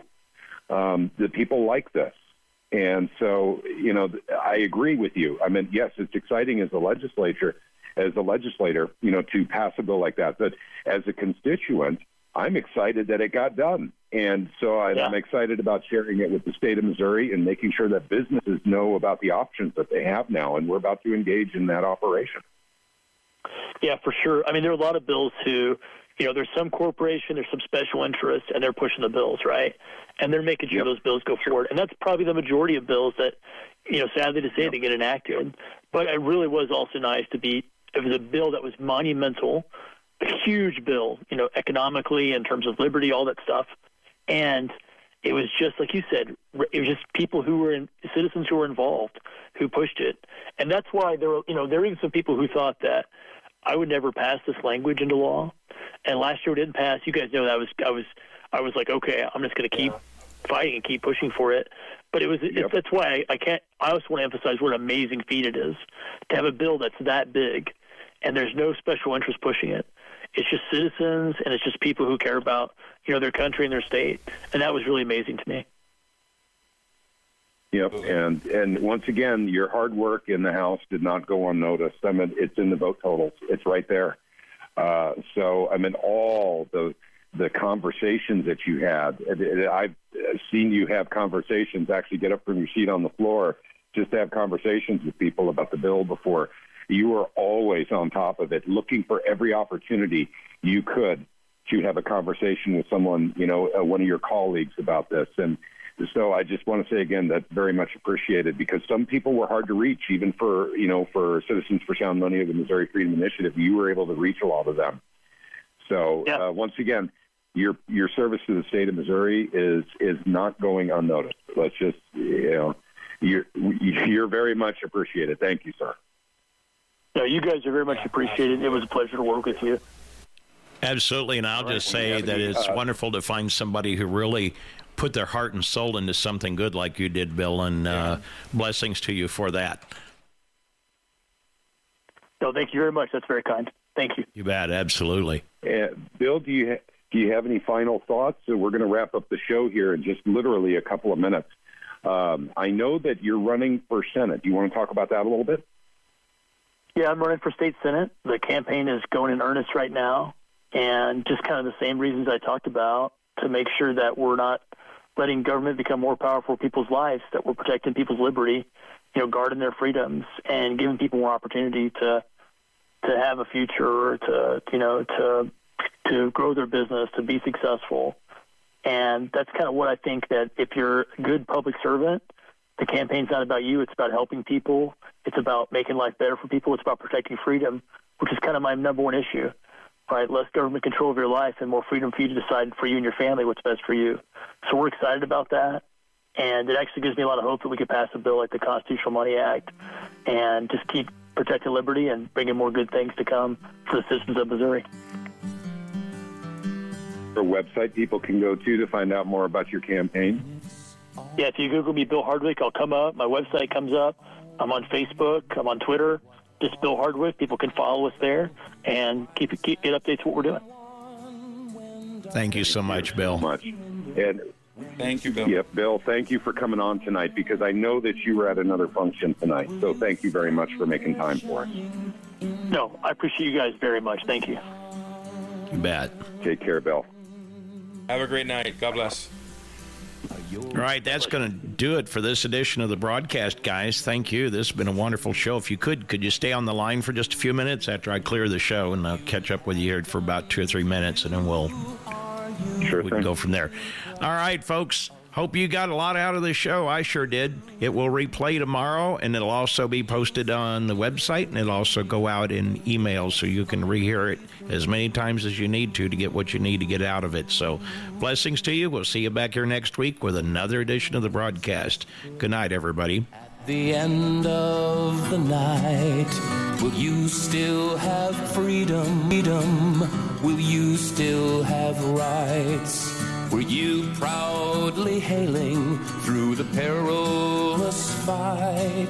Did you hide in darkness or try to shed light?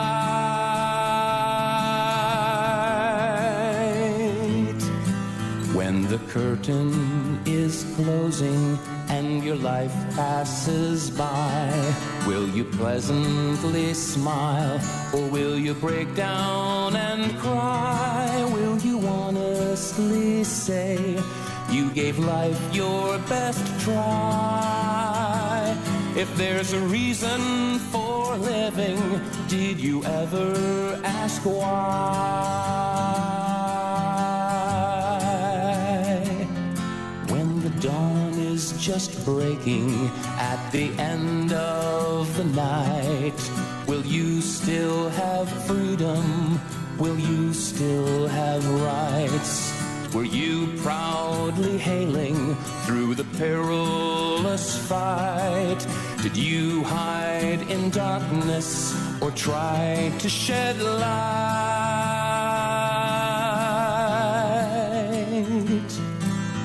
As you passed through life, did you seek to grow? Did you hold on tightly, or did you let it all go? Did you look for truth, or did you not want to know?